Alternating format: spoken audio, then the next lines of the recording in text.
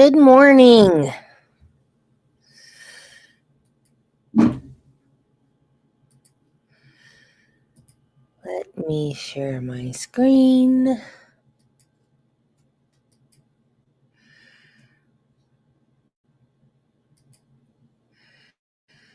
For some reason,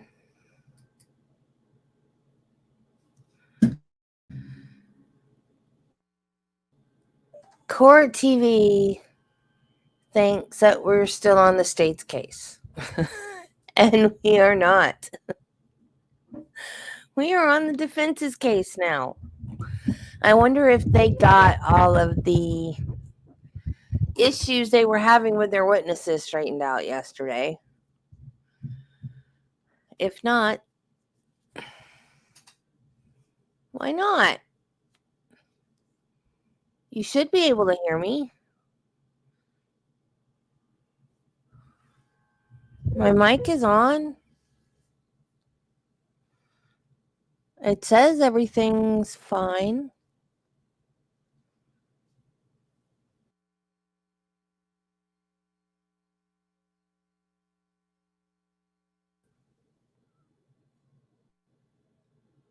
Can you hear me now?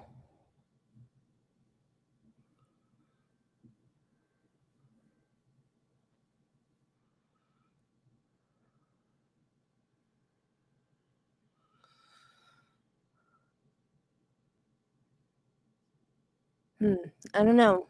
Nancy, maybe it's on your end.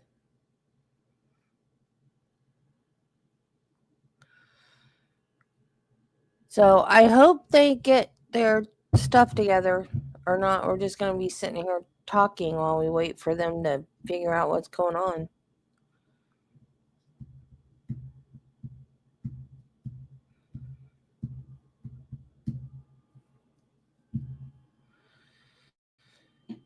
Or not talking, as the case may be.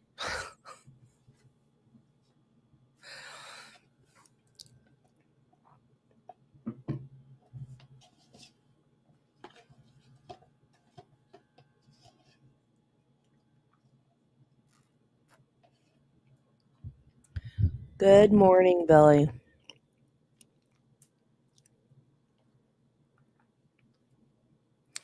I'm more awake today, but I'm still not super awake.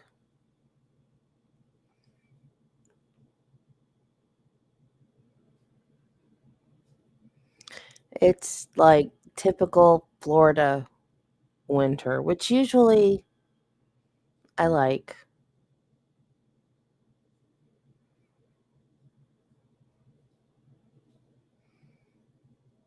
But it's making me sleepy.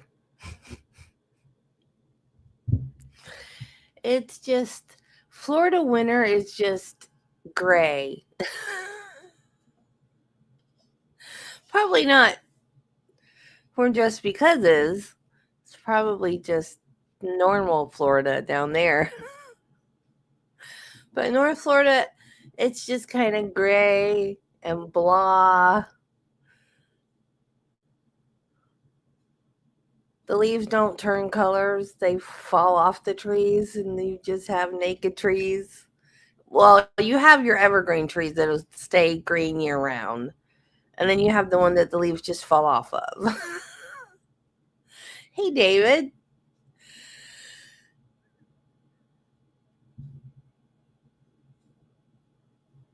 So you have naked trees and green trees and then just gray sky. Like, it's just blah.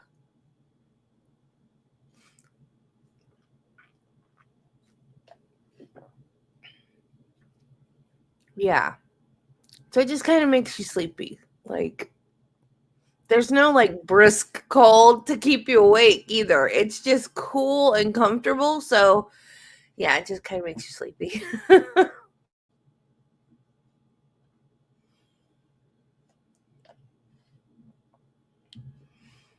Now, January is a different story. January and February are two of the coldest months. Actually, I can't remember what year that was. it got really cold in December one year. My cousin and I went to um, Disney Springs to go. What? Oopsie, Draco. Oh, you're on your wrong account.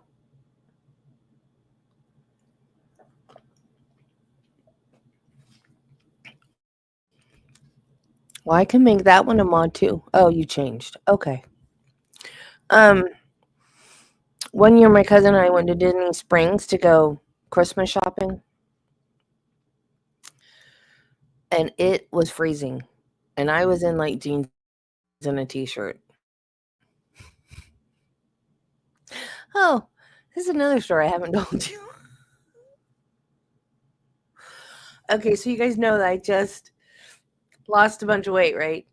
So I don't like hoodies that don't zip, that are just pullover hoodies. So I'm trying to find a jacket at Disney because we're freezing. I don't remember. I don't know what the temperature was, but it was windy and freezing cold. Now, for Florida, freezing cold is like 50 degrees. Okay, so don't judge me. I'm a Floridian, born and raised. So anyway, we're freezing. She brought a jacket. She was smarter than I was. So we're at Disney. It's Disney Springs. It's not the park, but it's still Disney. I'm trying to find a jacket I can afford because I have money for Christmas shopping, right? I'm not buying for myself. So we had lunch at the T-Rex Cafe.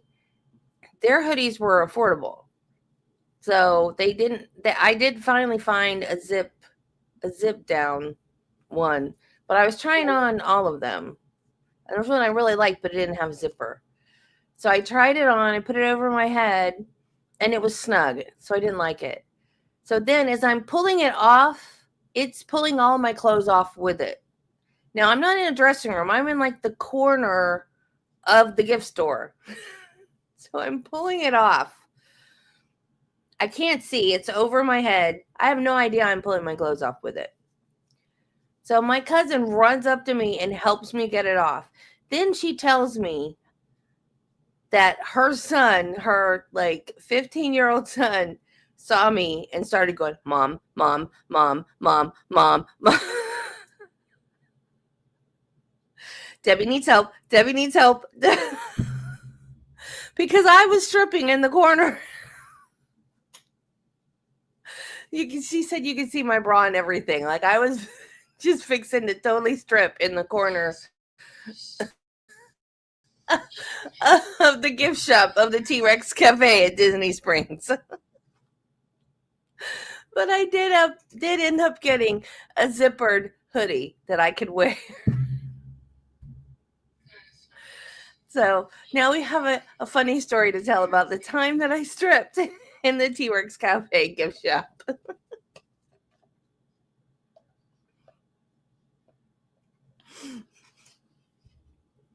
I should say almost stripped. If it hadn't been for my cousin's son, yeah, I would have.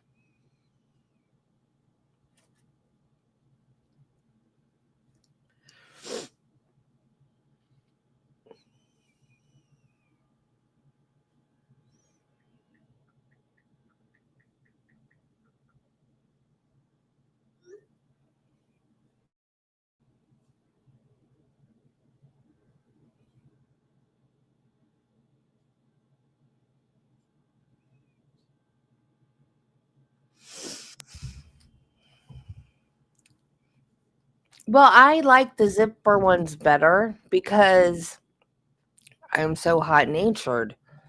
I can just you can't that's the one thing I've always lived in Florida, but that's the one thing I don't like about Florida is you can't layer your clothes because it's always hot. It's like either hot or cool in the morning and then hot. So there's no sense in like wearing layers of clothes because all the layers are going to come off eventually. So where are you going to put all these clothes that you layered? Because you're going to lose all of them. So all you need is like, oh, Nancy, that's sweet. Thank you. So all I need is just a jacket over top for the beginning of the day and the end of the day when it's cool. So I don't need, but like, there are a lot of cute layered outfits. You know what I mean? For women.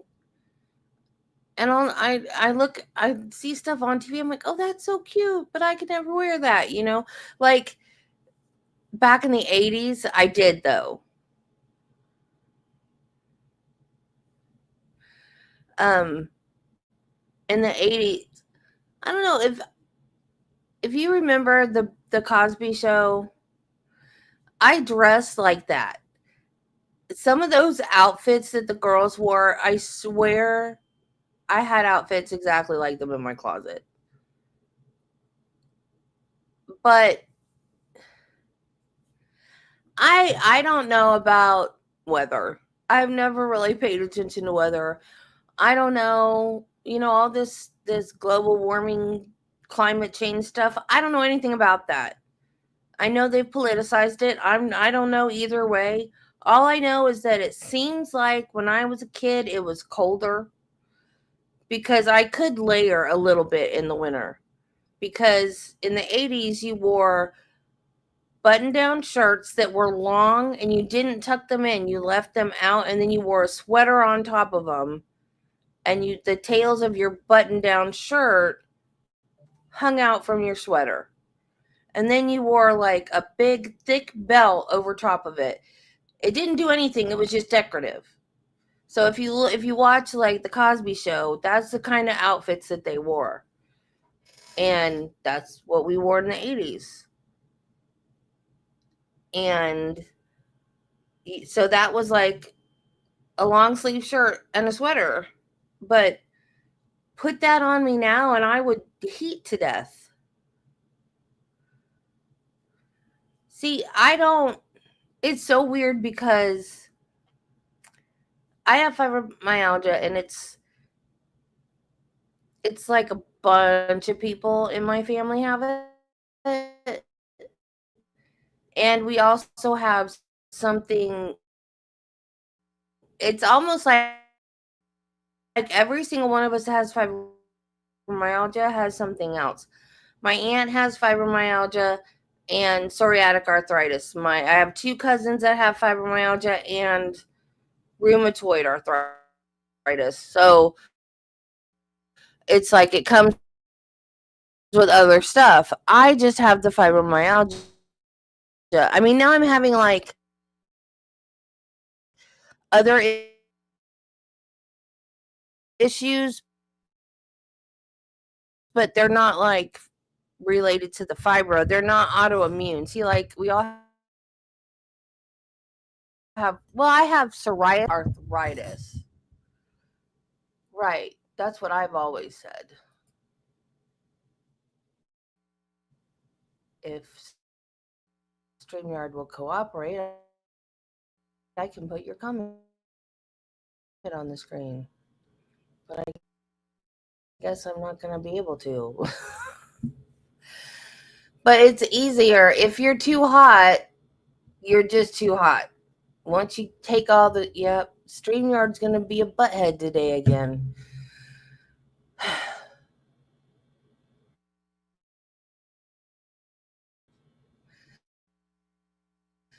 If you're too hot, you're just too hot. You can't take off what you can't take off. But if you're cold, you can put more clothes on. But my aunt lives in Oregon. She has psoriatic arthritis.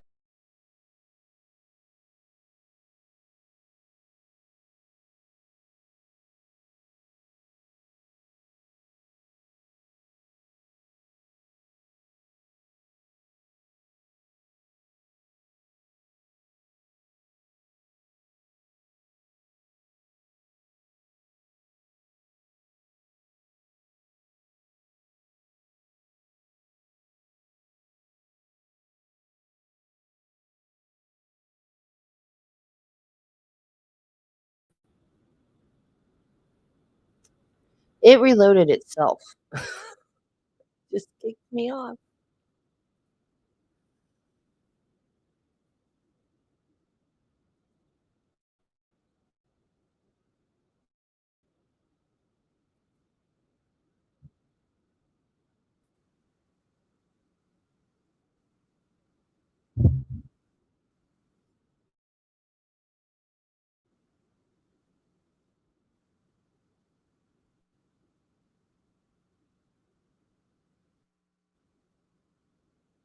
I guess I won't be putting comments on the screen again.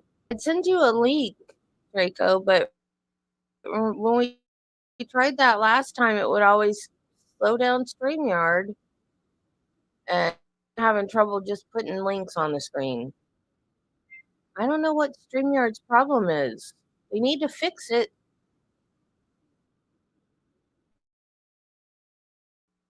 because it's not just me.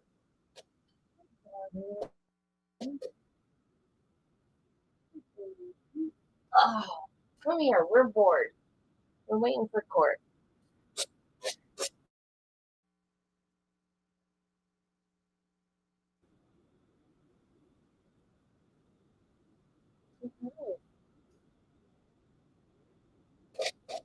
You people, you're the reason Mama keeps shutting my door.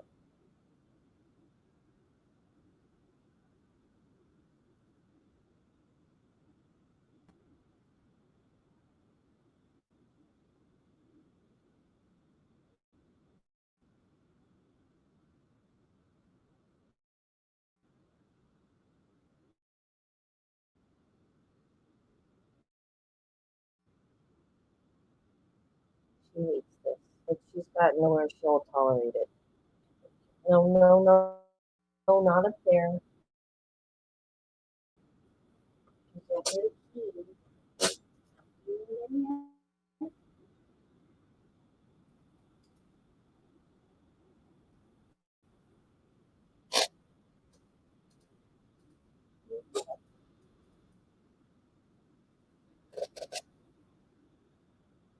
No, you're just coming to say hi? Okay.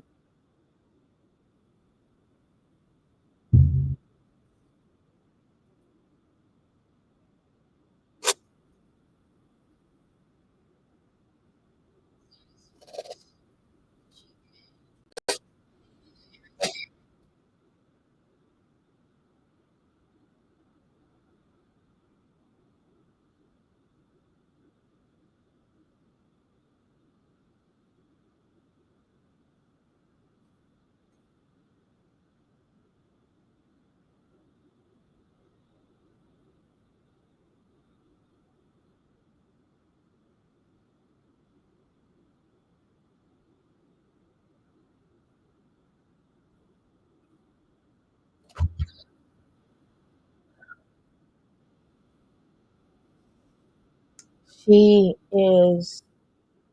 I mean, I know all cats are different and have different personalities and stuff, but she's like the most unlike cat cat that I've had. She's different. She doesn't act like a normal cat. She's weird. Will not eat people food at all. At all. I got her in the house with tuna fish because she was born outside and didn't trust humans. After that, no more people food ever.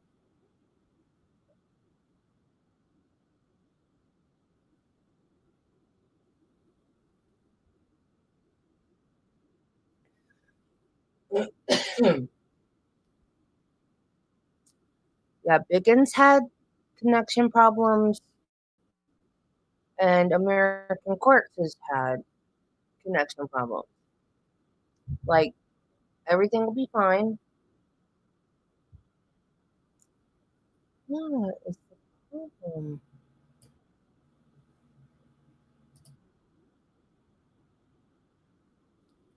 Okay, I was just double checking to make sure that I was all the way caught up with the live. Oh, good. They fixed it to the fence. Biggin The same thing happened to American courts. They were streaming, everything was fine, and then it just froze. Chat kept going, but the picture froze. And then they could type in chat, and everything looked fine on there, like it was still streaming. But everybody was typing in chat that it was frozen.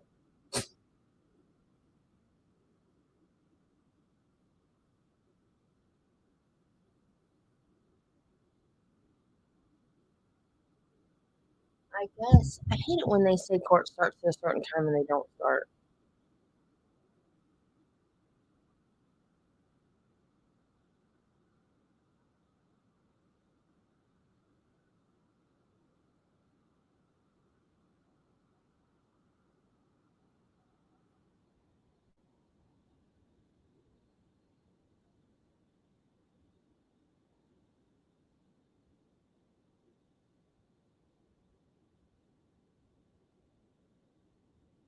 I guess they're ironing out their witness problems right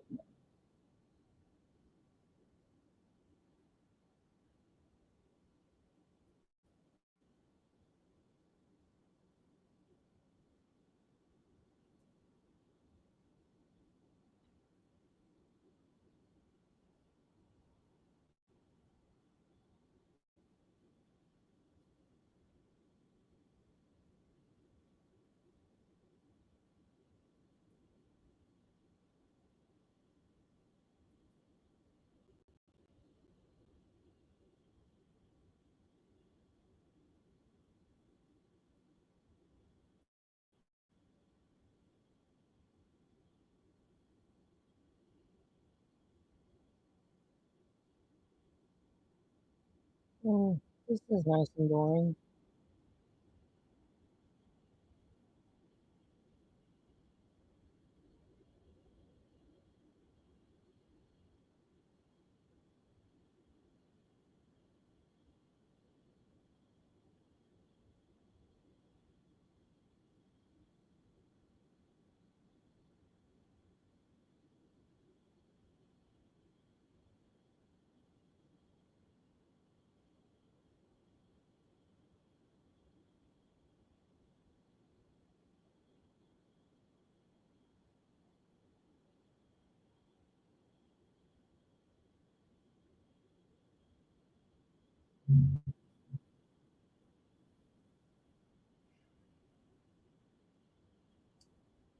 I've run out of things to talk about. That's weird. Usually, usually I can always think of something to talk about.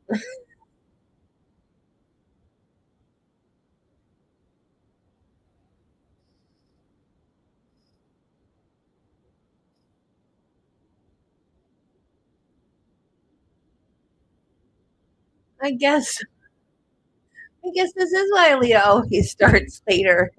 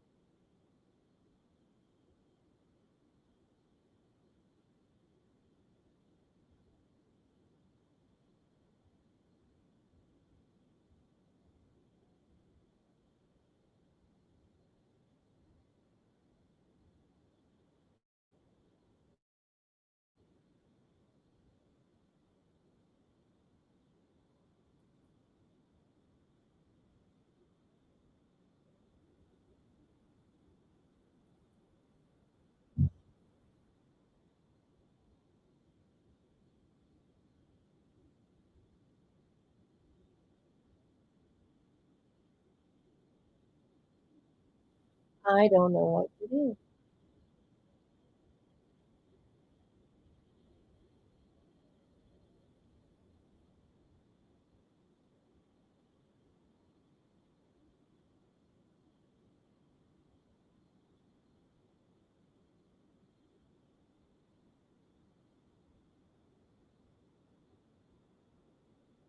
A general recap.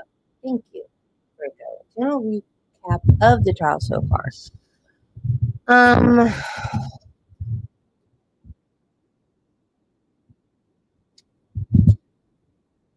Laken Riley went running about 9 o'clock on February 22nd, and she wasn't home by 11, 11:30.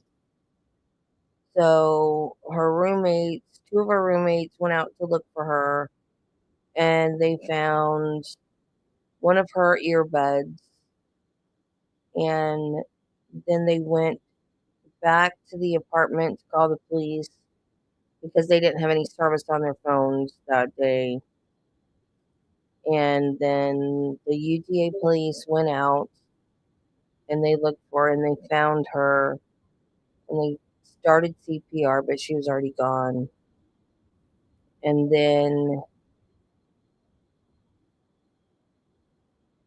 the next day,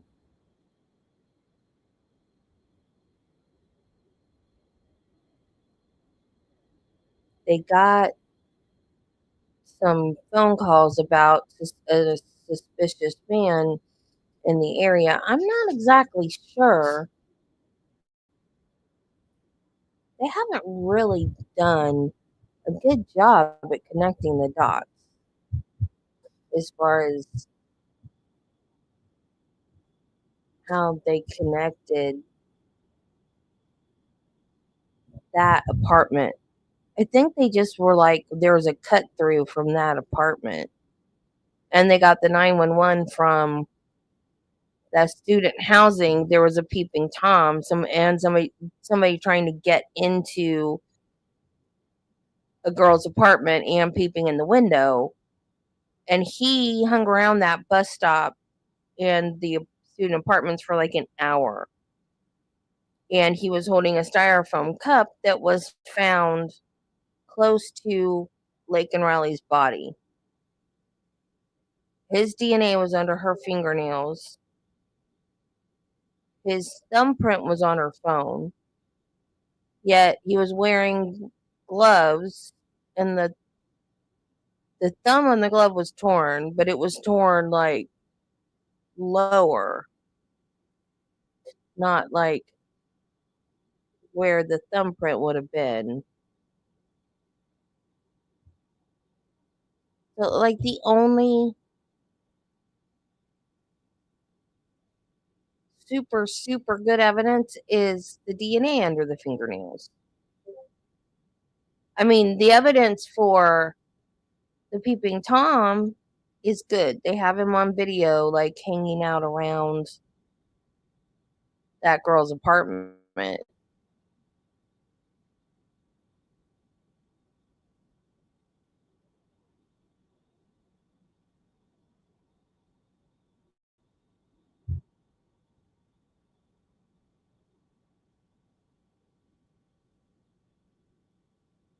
Why did they do both brothers' DNA? Well, because Diego was wearing the Adidas hat when they saw him at the apartment the next day. But Jose had the Adidas hat on the day of the murder. So they didn't know which one did it because they were both wearing the Adidas hat. Nobody got a good look at the face of the person that did this. That's the problem. And brothers have, if you're just going to look at familial DNA, I think that's what it's called. Is that what it's called when it's your mother's DNA? Or is that mitochondrial DNA? I don't remember anymore. But the DNA that you get from your mom, that is common DNA. Like me and my brothers are that DNA that we got from our mom, that's gonna match. So that's gonna be identical within your siblings. It's the DNA you get from your dad that makes it different.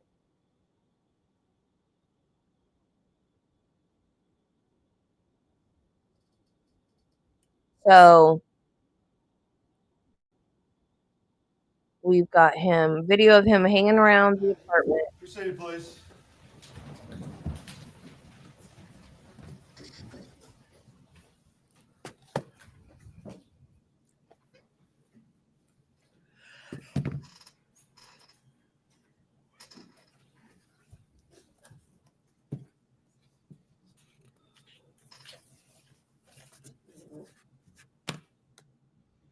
All right. You ready? Yes, sir. Good morning. Morning. So on behalf of the defense, we have planned to call 2 more witnesses. But after talking to the state yesterday evening, instead of calling them, we have a stipulation that we are going to introduce to the court, but we would like to approach to sort of give the court a little more information. Okay. All right.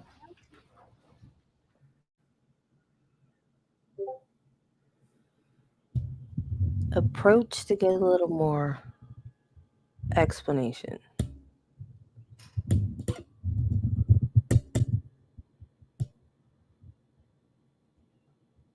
Okay, mitochondrial. That's what I thought. I couldn't remember.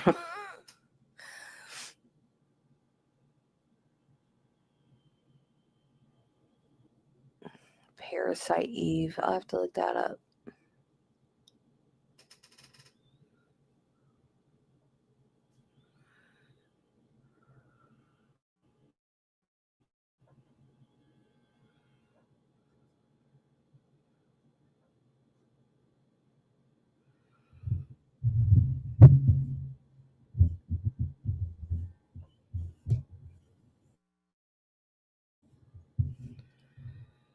The evidence in this trial has been so weird that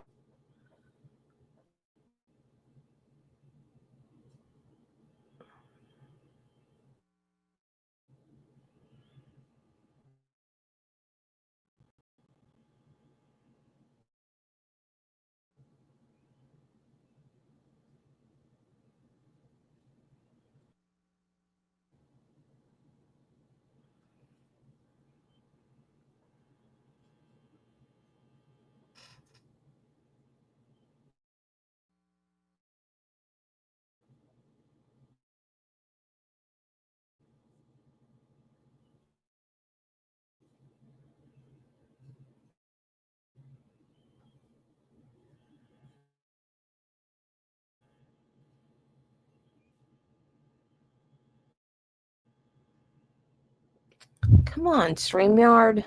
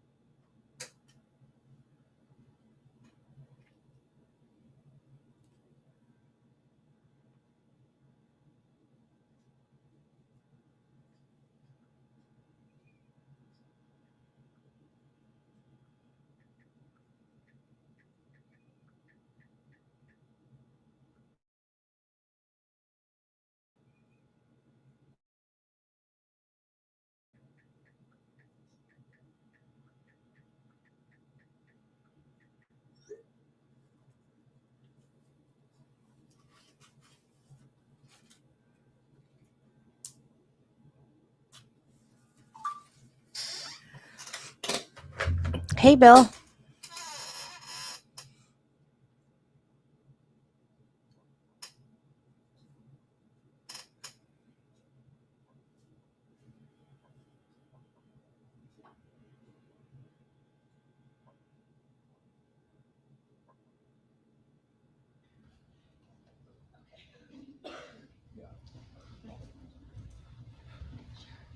All right, you may proceed. Okay, so by stipulation, the defense has here, Defense Exhibit 5. It is a report from FBI Agent Hipkiss, who has already testified on behalf of the state. And parts of it have been redacted, and so we want to introduce that. We understand the state has a document that they want to introduce for impeachment purposes in conjunction with this, and we're not going to object to that. And I've already got a defense file. Oh, right, and that was never actually introduced, and so we had marked it already, but we never indicated it when he was on the stand. Can you make it clear that's a redacted version of? Yes, this is a redacted version of what he got. Any objection, Ms. Ross? No, Your Honor, the state doesn't believe that they'd be evidentiary burden for that, but we trust the fact finder to give it the weight that it is due. So we have no objection to that.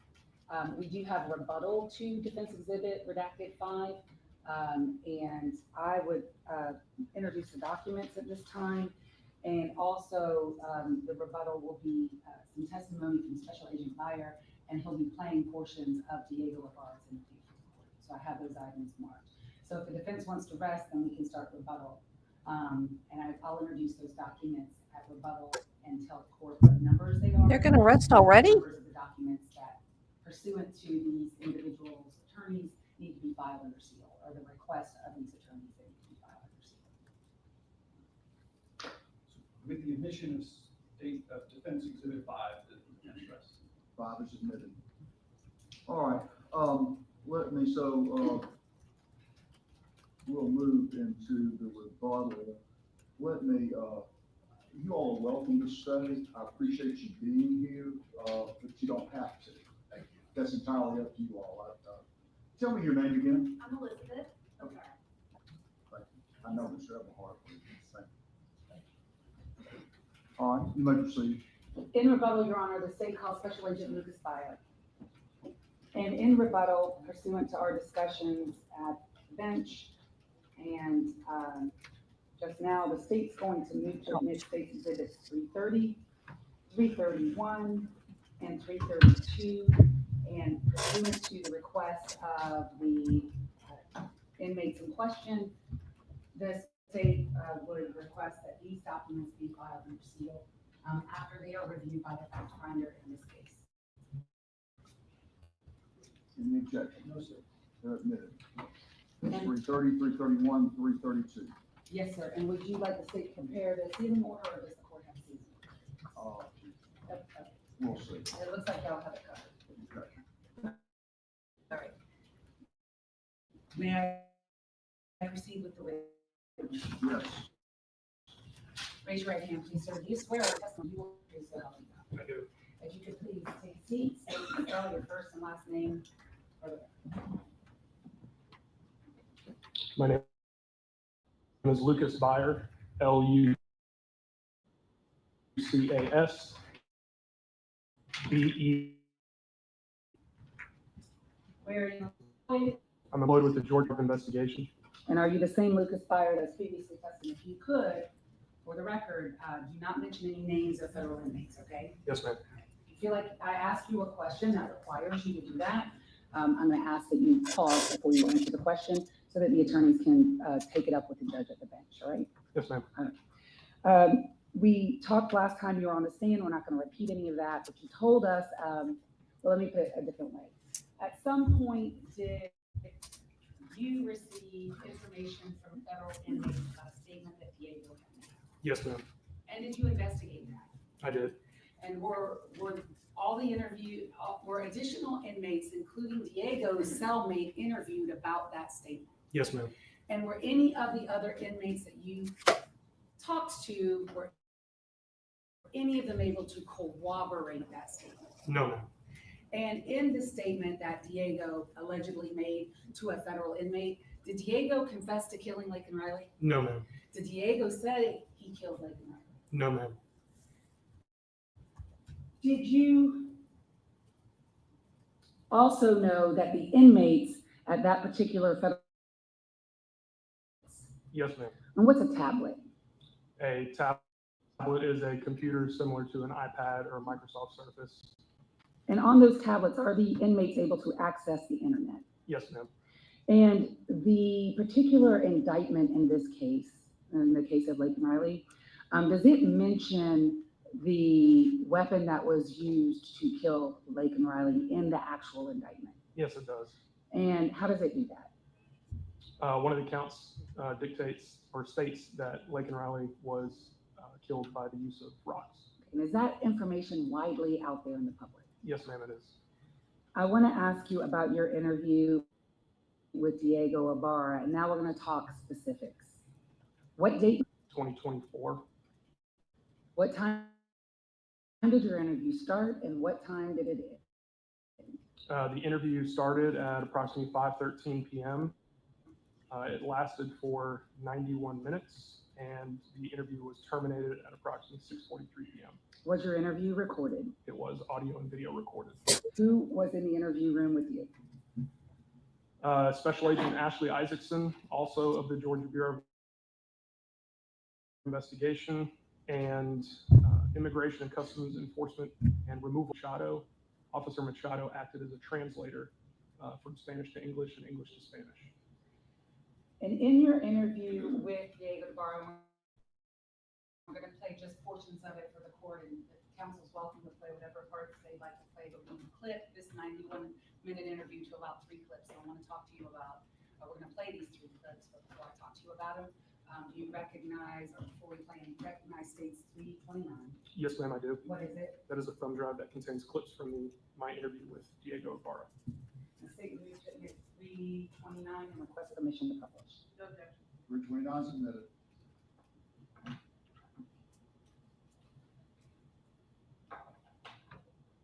In your interview with Diego Ibarra, did you ask him if he had anything to do with the murder of Laken Riley, basically? I did. And what was his response? He said he had nothing to do with it. And does he tell you where he was at the time that she was murdered? You asked him that. Yes, I do. And what is his response to you? His response that he was sleeping in bed. And were you ever, in all the hours that you spent, and let me just ask you this, how many hours that you have spent, what about your colleagues who are working this case with you at the University of Georgia Police Department and at the FBI? So Sergeant Norris, Sergeant Rabu, and Special Agent Hipkiss combined. How many hours have y'all worked? It combined is thousands of man hours that have gone into this investigation. And in the thousands of man hours that have gone into this case, have you been able to find any evidence that contradicts Diego Ibarra's statement that he was at home at the time?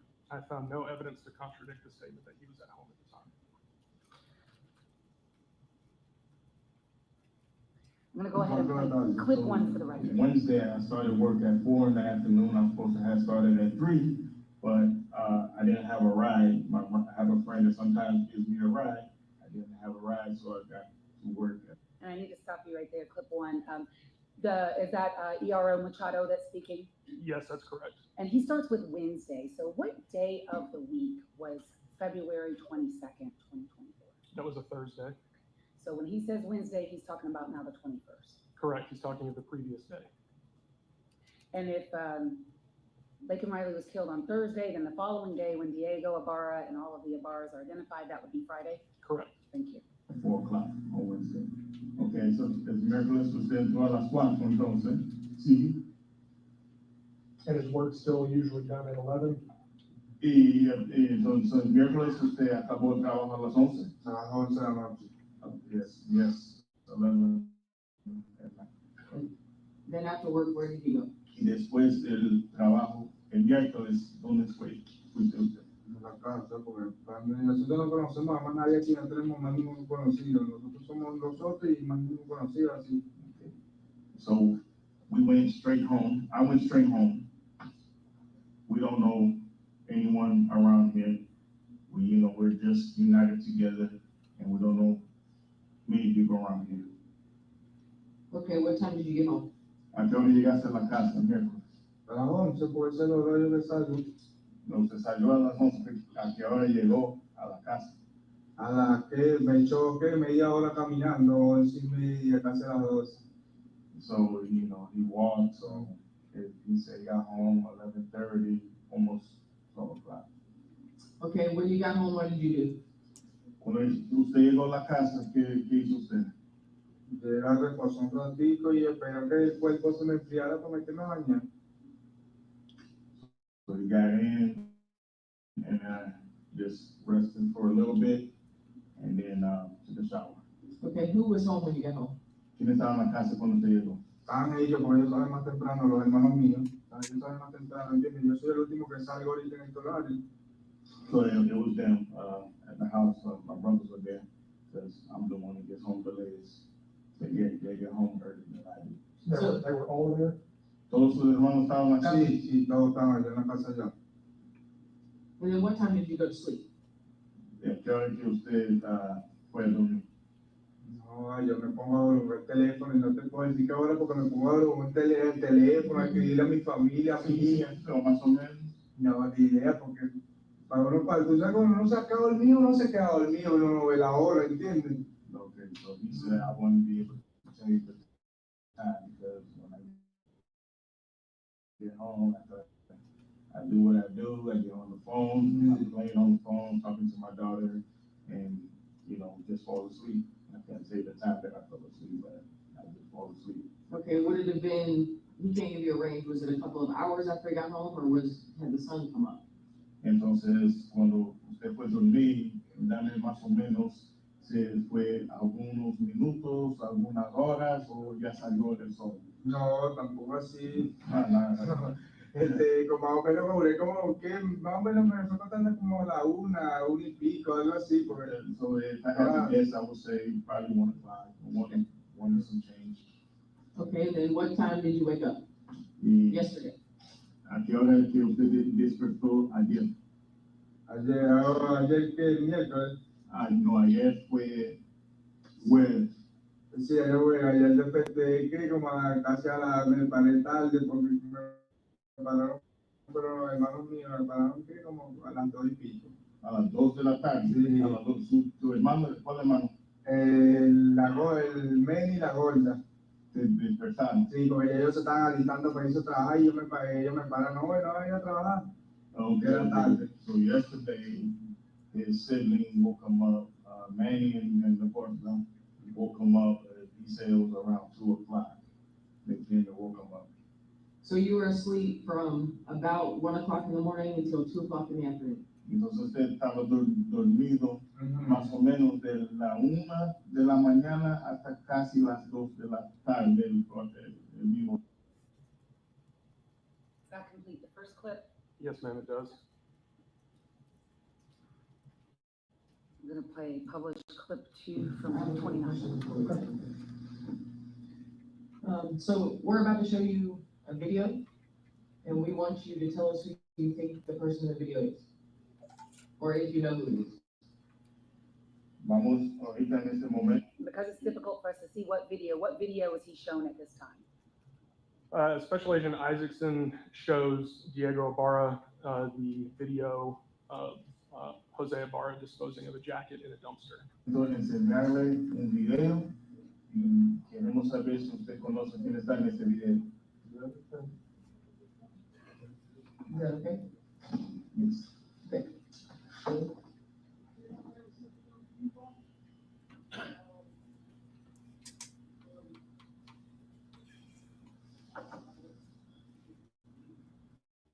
Do you know where this is? ¿Sabe dónde es eso? Ya. Yes. Who is this? ¿Quién es eso? Ese es mi hermano, veníamos, nosotros estábamos los juntos ese día. That's me and my brother. We were both together that day. Okay, there's only one person in the video, so who is that? En el video solamente tiene una persona. ¿Quién es? Is that you or your brother? Sí, ¿Es usted o es su hermano? no es de él. It's him. Him? No, this is his brother. Sorry, about him. His brother. Okay, I'm gonna rewind it and let him watch it again. Usted va a ver otra vez. And where is this? ¿Dónde es eso? Eso no es basura, donde nosotros vivimos. This is in the trash can or the back over there by where we live. No, ahí se está pegado, no está. He said rewind. Yes, I did. Just give it a second. Dame un segundo. You'll still see him walk. Is that his hat? Es ahora, es un board. Sí, señor. Yes, it's my hat. Okay, does he know what his brother is doing? ¿Sabe qué está haciendo su hermano?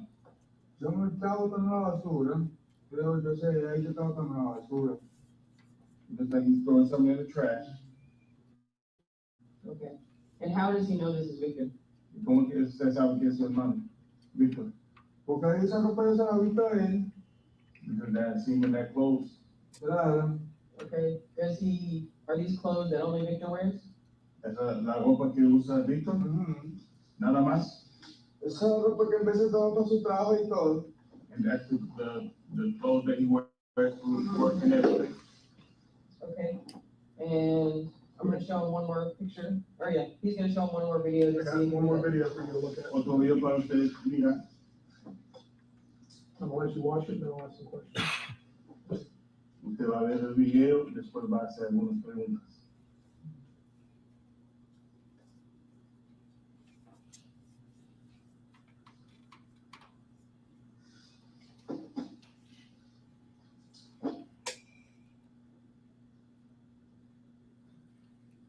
Based on that, Esos videos de atrás de agarrando el tubo. What video now are you showing at this point at 6:19? I'm showing Diego Ibarra the video of Jose Ibarra at the bus stop near, or at Rogers Road near Building S. So this is a different video than the one you just showed. It is. The videos in the back where we take the bus. That's at the bus stop. Es en la parada de autobús? Yes. Can you tell who that person is? ¿Quién es esa persona? Ese es el hermano mío. It's my brother. Claro. Is Of it course. Victor? Sí, ya lo van a reconocer yo mi hermano. He said, of course, that's my brother Victor. I know, I recognize my brother Victor. How does he know? ¿Cómo que sabe? Porque esa ropa es la misma, esa chaqueta es lo que tiene en la casa. Because that's the jacket, that's the Sí, jacket that he esa has at es home. claro. Ahí sabe yo como mi hermano. And he I know, that's my brother. he has a little bit of a mustache too. Does he know why he has gloves on? ¿Sabe, usted sabe por qué está con guantes? Yo también uso guantes, yo en el bolso mío también. Eso es la pregunta. ¿Sabe por qué está con guantes? No sé por qué está con guantes el frío, me imagino yo. I don't know why he's with gloves, the cold, I imagine that. Does he sometimes bring clothes home from work, from the Chinese restaurant? Cuando está allá trabajando en el restaurante de él, o sea, él viene para casa con guantes, ¿sí o no? Sí. Yes. Describe the gloves that he's bringing. Describe las guantes que trae para Son los casa. mismos que yo tengo metido en mi mochila, son esos. It's the same ones that I put in my backpack, the same ones, yeah. This backpack that you can see Victor carrying, is that his bag or is that yours? Esta mochila ahí que está con Víctor ahí es la mochila de Víctor o es suya. No, esa es la de él, esa no es la mochila mía es la de atrás. Is that your gray backpack or is that his? Esta mochila gris es tuya o de Esa es su mochila. Yo la mía es así, pero yo la mía es de la espalda. He said, okay, mine is a backpack. I don't know what he's looking at there. He said that one's not, but his is gray as well. That's a bag that kind of goes across your body. Sí, no de lado. La mochila que usted trae en De espalda, de espalda y de Victor es que de lado. de lado. Victor wears a backpack that goes across the body. Has he seen Victor with that bag before? Usted ha visto a Victor con esta mochila antes. Sí, claro, él la tiene en la casa. Yes, of course, he has it at home. How often does he carry it? Tiene sus cosas ahí metidas. ¿Qué tan pronto él trae esta mochila con él? No, él tiene tiempísimo con su mochila. Él lleva la mochila cuántas veces por día, por semana. Ahí tiene todo sus cosas. cosas, su cédula, todo su vaina, ¿entiendes? Su colonia, tiene todo ahí metido. Entonces él trae la mochila todos los días. Claro. Okay, so he's with the bag every day. He carries all his personal items in that bag. Is that bag in the apartment right now? And the mochila está en los apartamentos. Está en la casa. Yes, it's at home. Where? ¿Dónde? En el apartamento donde vivimos nosotros. In the apartment where we live. Where is that? Does Victor have a bedroom where he keeps that bag in? Él tiene un cuarto donde él deja Vivimos esta todos, mochila. un solo cuarto nada más, vivimos todos. We all stay in one room. Claro, One room dos that we stay together. Dos camas, una donde duerme la gorda y el otro medio mío, Giancarlo en un mueble y yo vi todo junto. ¿Cuántas camas entonces? Dos camas y un mueble. Okay, so he's saying two beds, and I think he's saying what's it called? Futon? Mueble? Mueble. Sí, con sofá que se abre, Sí. con cama. Yeah. Okay, so he's saying like a futon and two beds. So if we walk in the front door, like guide us to where Victor's belongings would be. Entonces, entrando por la puerta de la frente, guíanos para donde, vámonos para la izquierda o derecha, para cómo entramos, guíanos para llegar a esta mochila. La mochila, hermano, ahí pueden entrar en la puerta y ya todas las cosas, nosotros no tenemos nada escondido porque no somos delincuentes, como le digo, ¿entiendes? Sí. Todo está en su sitio, no somos delincuentes para estar escondiendo nada, ¿me entiendes? No, pero la mochila va a estar donde, ahí se Ahí de la está, puerta. sí, ahí tiene que estar montada donde duerme, donde dormir, si no está en la cama, tiene que estar ahí donde está toda mi ropa, donde está toda mi pertenencia. Entonces, explícame, entrando por la puerta, ¿dónde va a estar esta mochila? Si no está en la cama, tiene que estar en la pertenencia donde yo tengo mi ropa doblada. No suya, de Víctor. Que todos somos hermanos, mano, todos están juntos. Okay.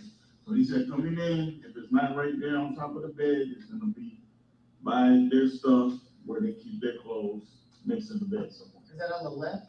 Or ¿Es the en right? el lado izquierdo o derecho? De izquierda. Left side.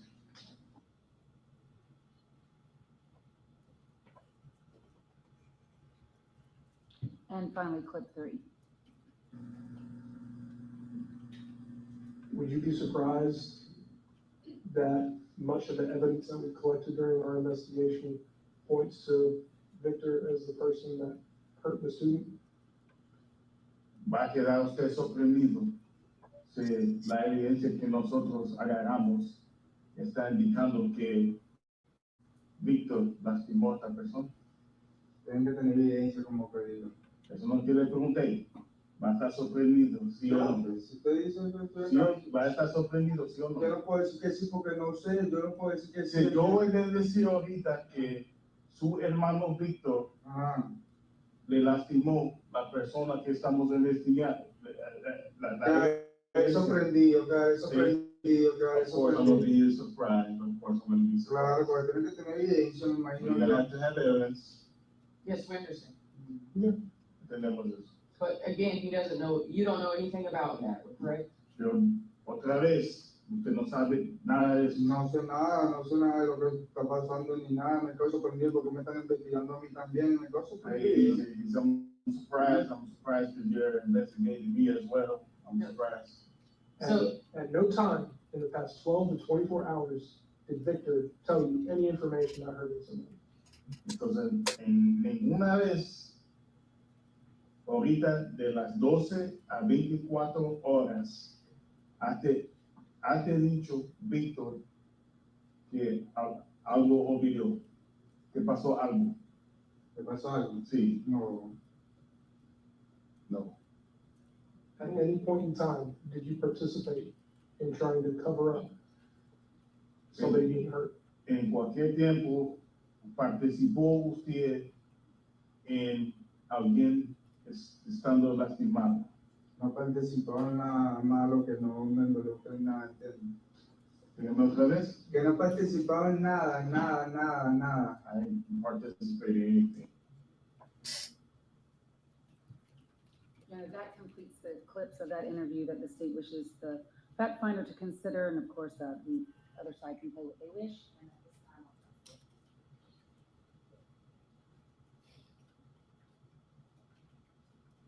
Good morning, Agent Byer. Morning, ma'am.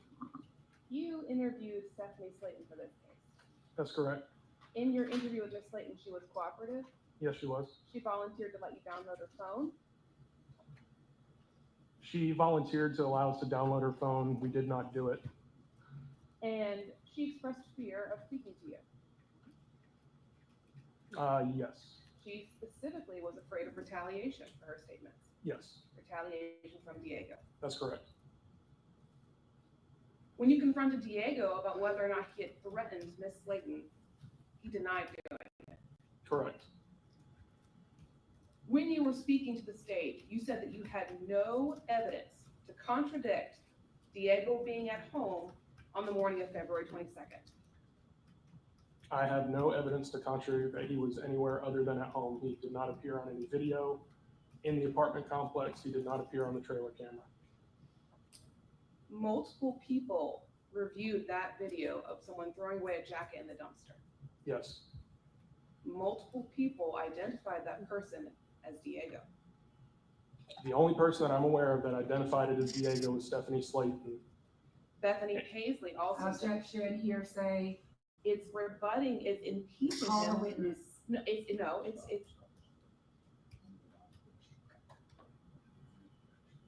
Bethany Paisley also said that the person in the dumpster video looked like Diego. Looked like Diego, but to the best of my knowledge, she was not confident in that identification. No further questions. Bethany Paisley couldn't tell you who it was in the video, is that right? Correct. And the people that could tell you were Roast Belly, correct? Yes, ma'am. Who came from New York with Jose Ibarra, right? Correct. And lived with Jose Ibarra for months. Correct. Is the same race as Jose Ibarra. Correct. Speaks the same language as Jose Ibarra. Yes, ma'am. She was able to identify him from the video. She was. Was she in any doubt in her mind that that was Jose Ibarra? Did she ever express doubt to you? No, ma'am. Same question about Diego Ibarra. Diego Ibarra is Jose's brother. Yes, ma'am. Diego Ibarra identified his brother in that video.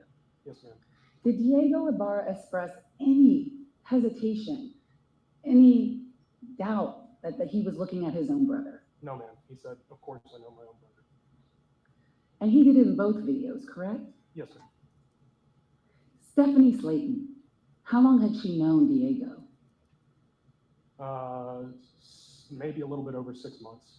Same question about Jose Ibarra. How long had she known him? A similar period of time. And she's the only person who expressed an opinion different than that of Jose Ibarra's brother, correct?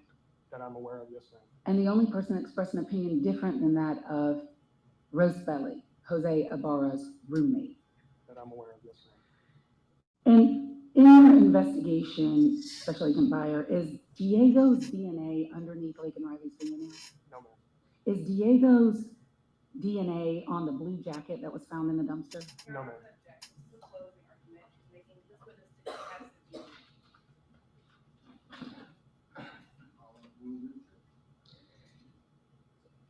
Is Diego's thumbprint on Laken Riley's phone? No, ma'am. That's all I have, Your Honor. Anything else, Ms. Bennett? No, Your Honor. Can we excuse? Yes, sir. No objection. Thank you, Judge.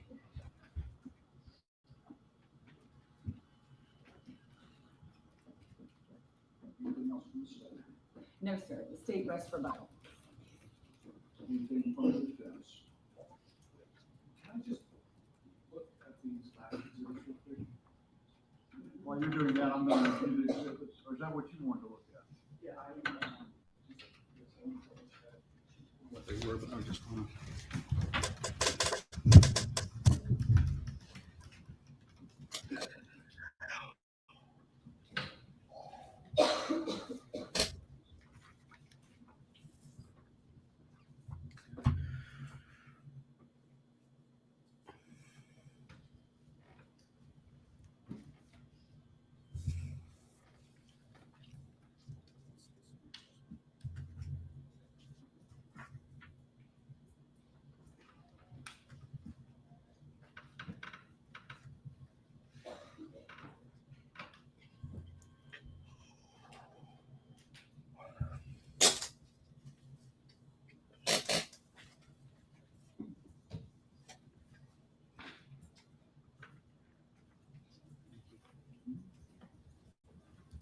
Give me a moment to look at these exhibits. Yes, sir.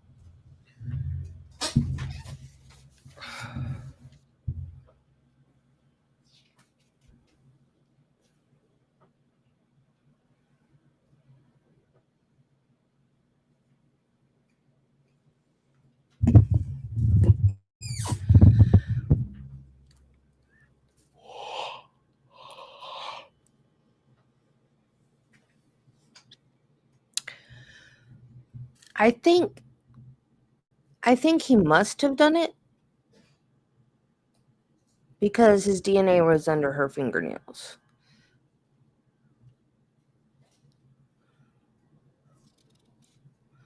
But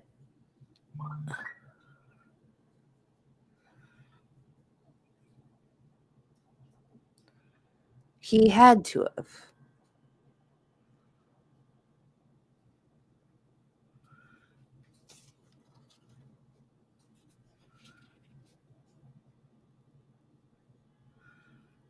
But I have questions about some of the things they investigated or didn't investigate.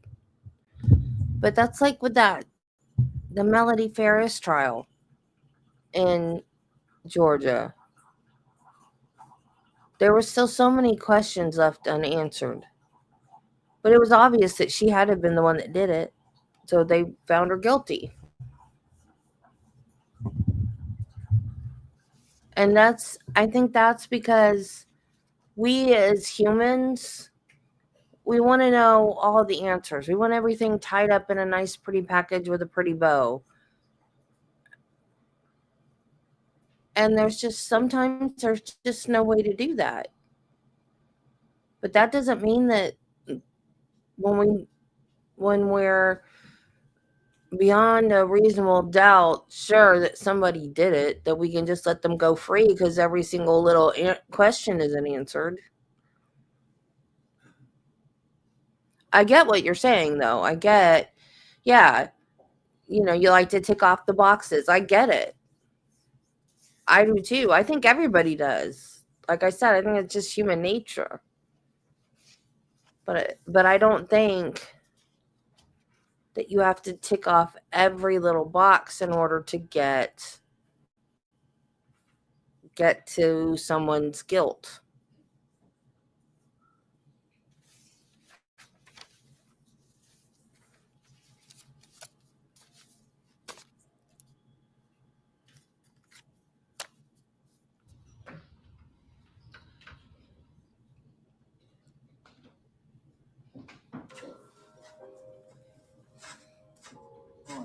collection of announcements by the state and the defense. The evidence is closed. Yes, Your Honor. Are you all ready to go into summation? State is ready, Your Honor. That's ready, Your Honor. Okay. Ms. Ross, you have opening and concluding. Yes, sir.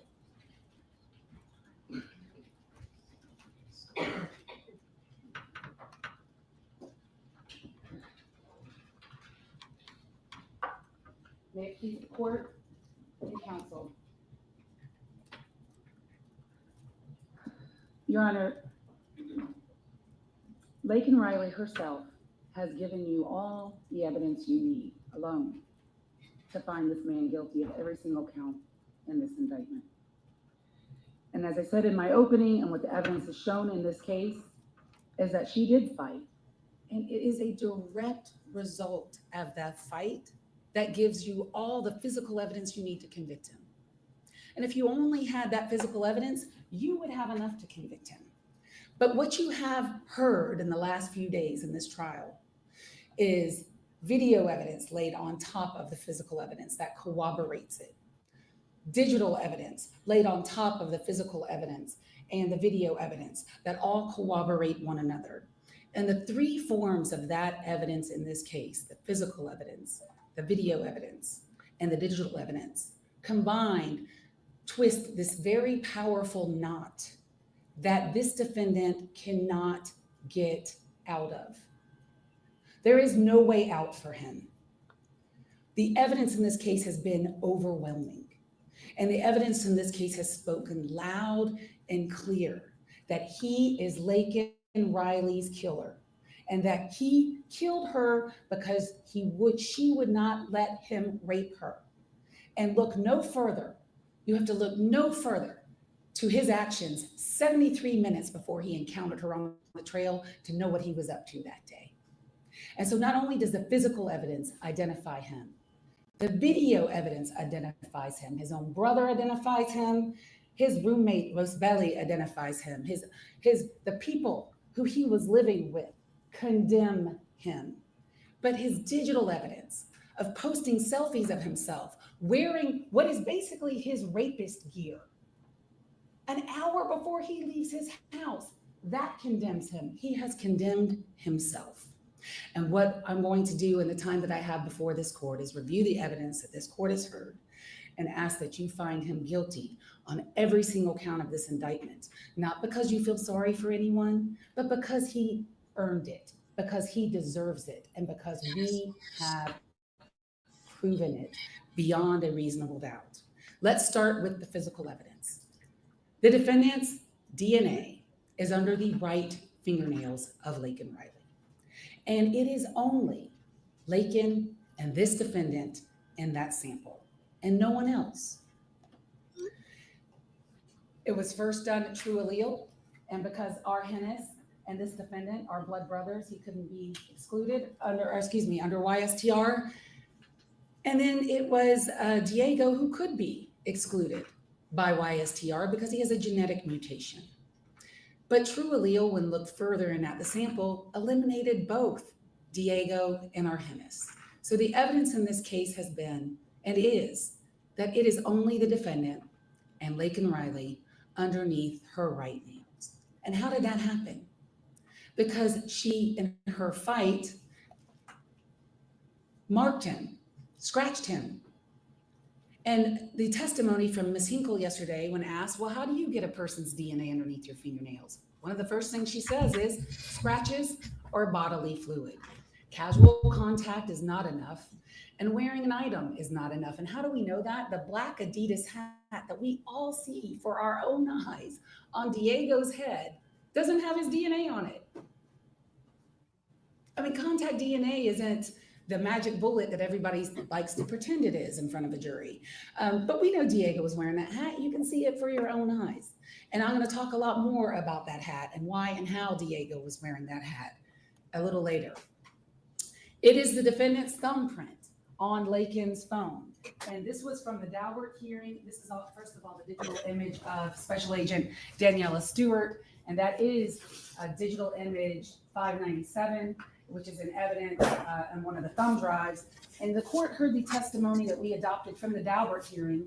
And I have here states 28 from the Daubert hearing of October 11th, where where Sergeant Stewart of the ACC Police Department, who has been a latent print examiner since 1994, has looked at thousands of prints, compared that image that Special Agent Stewart took on the night of Laken Riley's murder when they finally found her phone after dark away from her body.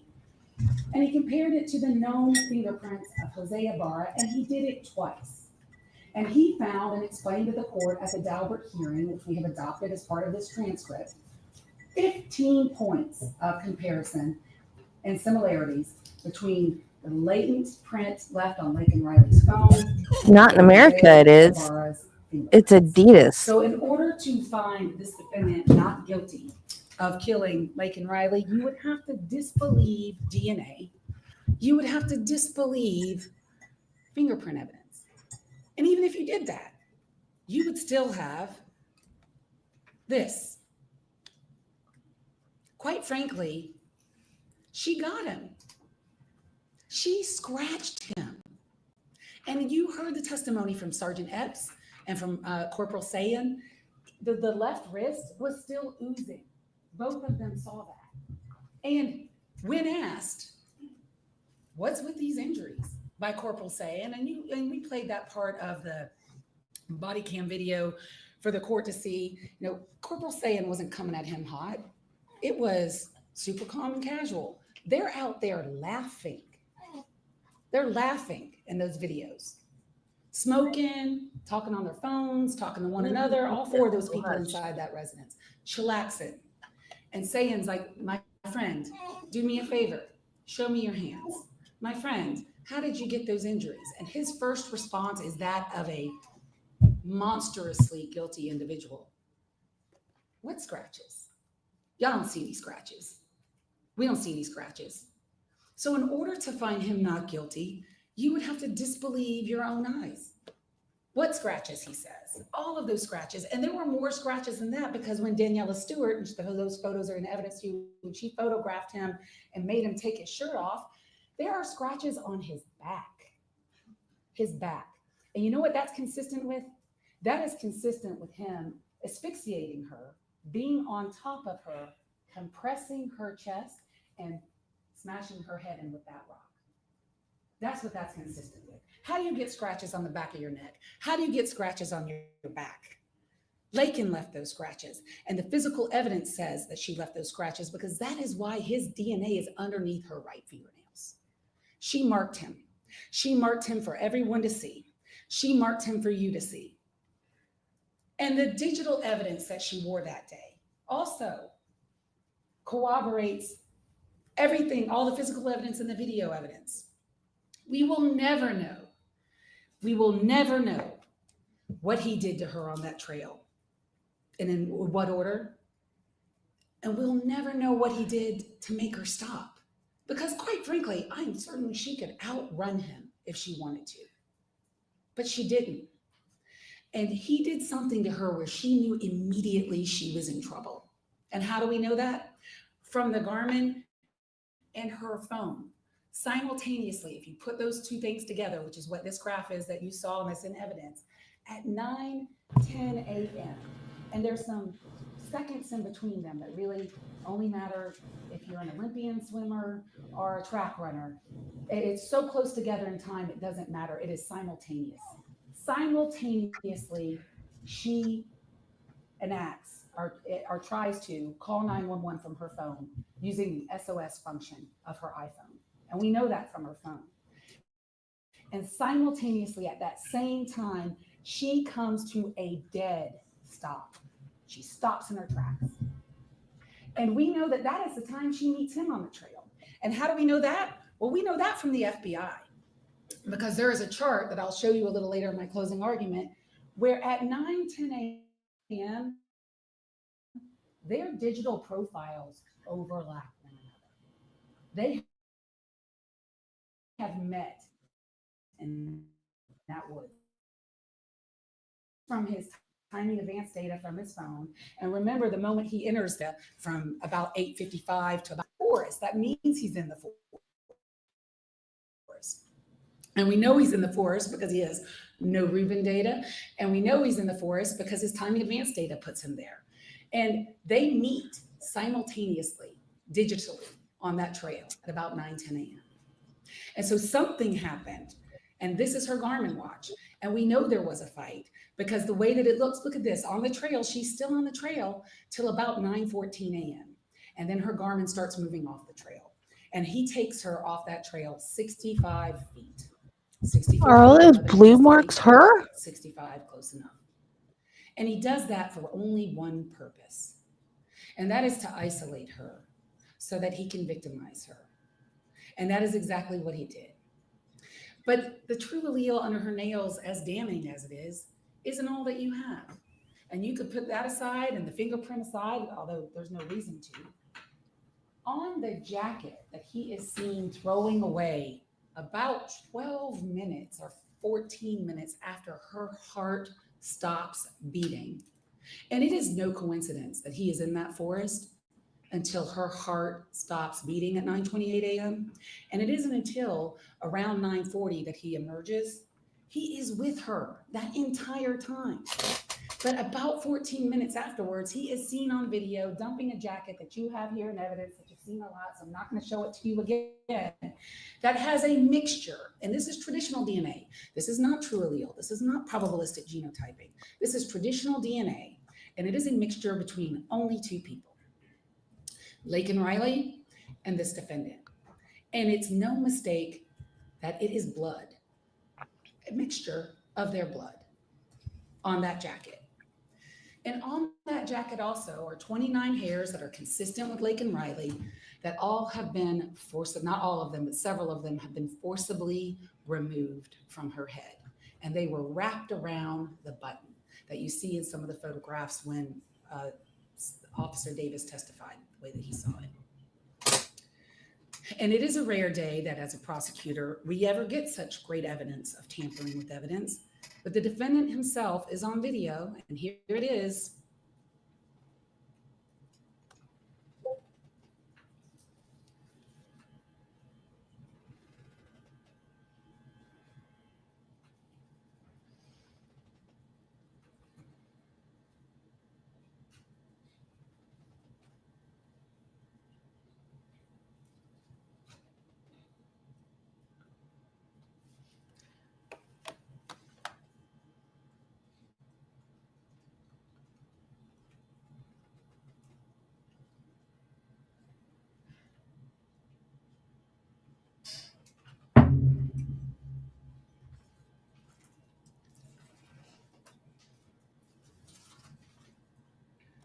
And now I guess the defense will have you believe he just threw away that jacket right at this moment just because he just didn't want it anymore. That's not reasonable. He threw away that jacket because he knew exactly what was on it. He knew it was his blood, he knew it was her blood, and he knew he had to get rid of it. And he also knew that he had to get rid of his gloves. And so what he does further on in this frame is you can see him take them out of his pocket and throw it in the bushes. And on those gloves is Laken Riley's blood. He threw away the gloves because he knew what he had done. He knew her DNA or her blood would be on that, and he got rid of it. That is what we call consciousness of guilt in our business. He threw away those items because he knew he had killed her, and he threw them away because he didn't want anyone to find him. That's why he did it. And what's so fascinating about this video is the part where he looks at the hat. Let's talk about that. Guess what he didn't throw away? The hat.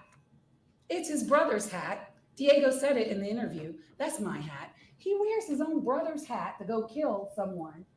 And he looks at it. Oh, no blood on that. He didn't see any blood on it, although there is some blood on it. Puts it back on his head. Doesn't throw that away. And then lets his own brother walk around with it the next day. And the fact is, if Diego had not been wearing that hat, we may have never caught these people. We may have never caught him.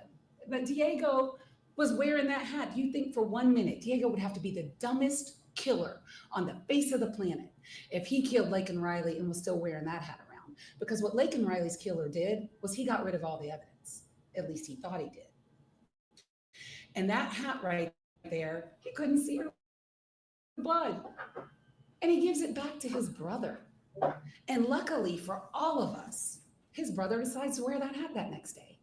And we know his brother wasn't wearing the hat on that day because you got to see the video for yourself where Diego goes to work on the day of Laken Riley's killing. He's at work and he's wearing a completely different hat. And each day that we have of the videos of where he's going to work, he's wearing a completely different hat. So this defendant, this killer, gives a hat back to his own brother that he was wearing when he killed Laken Riley. And I have to take a moment. You know, the officers in this case have done a lot of things. They dived into dumpsters.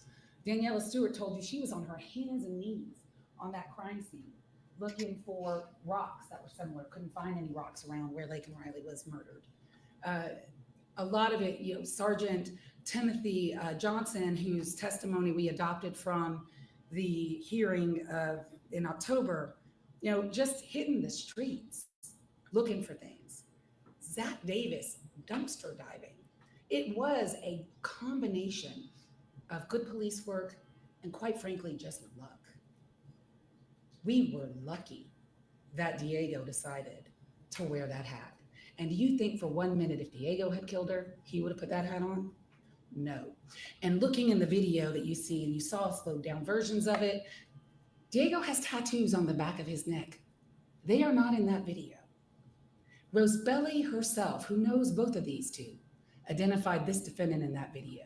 And if you're concerned about whether she's right about that, well, the FBI's digital profile of this defendant's device hovers over that dumpster at 9:40 a.m. It's him, and there is no doubt that it's him. Here is the FBI profile, digital profile from the CAS team of the defendant's device now over the dumpster. In the center of this is D1, 9:40 a.m. He's at the dumpster that we just saw him at, dumping bloody clothes. And how do we also know he's back at his apartment at that time? Because Special Agent Hipkiss, who extracted 1B7, said at 9:58 a.m., the device is plugged back in and charging, which means he's back home. But he's not done. And before I go on to the other videos, these are all the selfies of this defendant on his phone 1B7. And I understand, and I suspect maybe the defense will argue, well, Judge, you know, other people used his phone. Yeah, they did in October. And in the other 2 months that they want to talk about are other 2 accounts. Oh yes, Diego has a Google account that has been accessed from 1B7. Both of those accounts that they talked about, one a Facebook, one a Google, I can't remember exactly, but there were 2 of them.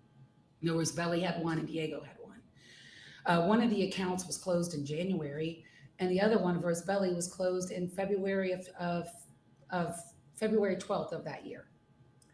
So on the day in question, on February 22nd of 2024, there is zero evidence, no evidence that anyone other than this defendant was using that phone. And any attempt to argue that someone else was is just pure speculation, because the only activity on the phone prior to leaving is him taking that selfie at 5:30 in the morning. That's it. There's no one texting, no one WhatsApping, no one calling in the time that he's out hunting and killing, because he's holding the phone and he's a little busy because he's looking for victims. He's looking for females. Nobody else is using that phone. And the FBI said, and the phone tracks his own video. You could put the video of him at the bus stop, which I'll show, and put it with the digital profile of the phone, and they track one another. So the videos and the digital profiles track one another because he's holding the phone at the time. And this is what he does when he gets back. His phone is plugged in at 9:58 a.m., but he's not done destroying evidence. That shirt that he's seen wearing with the black and white pattern in the video, in the dumpster video, a few minutes later when he comes out of his house at 10:21, he's changed. And now he's wearing the clothes that he's actually arrested in. This is him, 10:21 a.m., and he's got a bag in his hand. I really wonder what's in that bag. never found that bag. And he didn't want anyone to find that bag. And how do we know that? Because he's walking towards a dumpster. And Sergeant Norris said that that dumpster in that part of the apartment complex had been picked up about 45 minutes later that day. So they weren't able to get and see what was in that bag. And no one ever found what was in that bag. But you know what was also never found? The striped bag that he's wearing over his, that sling bag that he's wearing in both the dumpster video and in the bus stop video. That bag was never found, ever. And I suspect it's because it was in that bag that we just see. And here he is coming back 3 minutes later, and there is nothing in his hand. He's gotten rid of the rest of the evidence because that's what guilty people do. So the digital evidence that I have talked about in summary from Special Agent Jay Burney of the CAS team, it is his opinion that he left that house at 6:52 a.m. and that he returned around 9:50 a.m. And that there is no Reuben data on that phone from 8:55 to 9:40, which is consistent with him being in the forest. This is the slide from, and this is what summarized Special Agent Burney's testimony, that at the time at 9:10 a.m., so on this slide here that was before the court, page 29 of his exhibit, at 9:09 a.m. to 9:12 a.m. is where on the trail Laken Riley and this defendant meet digitally and in person. And so that is pretty much the evidence. DNA is there, his thumbprint is there, and he's on video dumping evidence associated with the crime shortly thereafter. I want to talk to you about the charges in the case, and this is usually when I would go on much longer with a jury, but I don't think there's a need to do that with this court. These are slides that I use in murder cases where I close all the time in front of juries. The court is aware that in the state of Georgia, we have malice murder. The defendant is charged in count 1 of this indictment with malice murder. Malice can be proven in 2 ways, as you know, but we really don't even need to talk about implied malice in this case. This is express malice. Everything this defendant did to Laken Riley on that trail showed his intent to murder her. And what express malice is simply the intent to kill. And so what evidence is there that when he interacted with her on that trail and he drug her off that trail that he intended to kill her? Well, look no further than the evidence of the medical examiner in this case. He put huge holes in her head with a rock, and he did it more than once. And there could be no other reason to do that other than to silence her forever so that she could not call Sergeant Maxwell or anyone from the University of Georgia Police Department and report that he tried to rape her. Because guess who did call the police on her? Tejas. And we're going to talk about that county indictment. And he ran away after she confronted him at the door.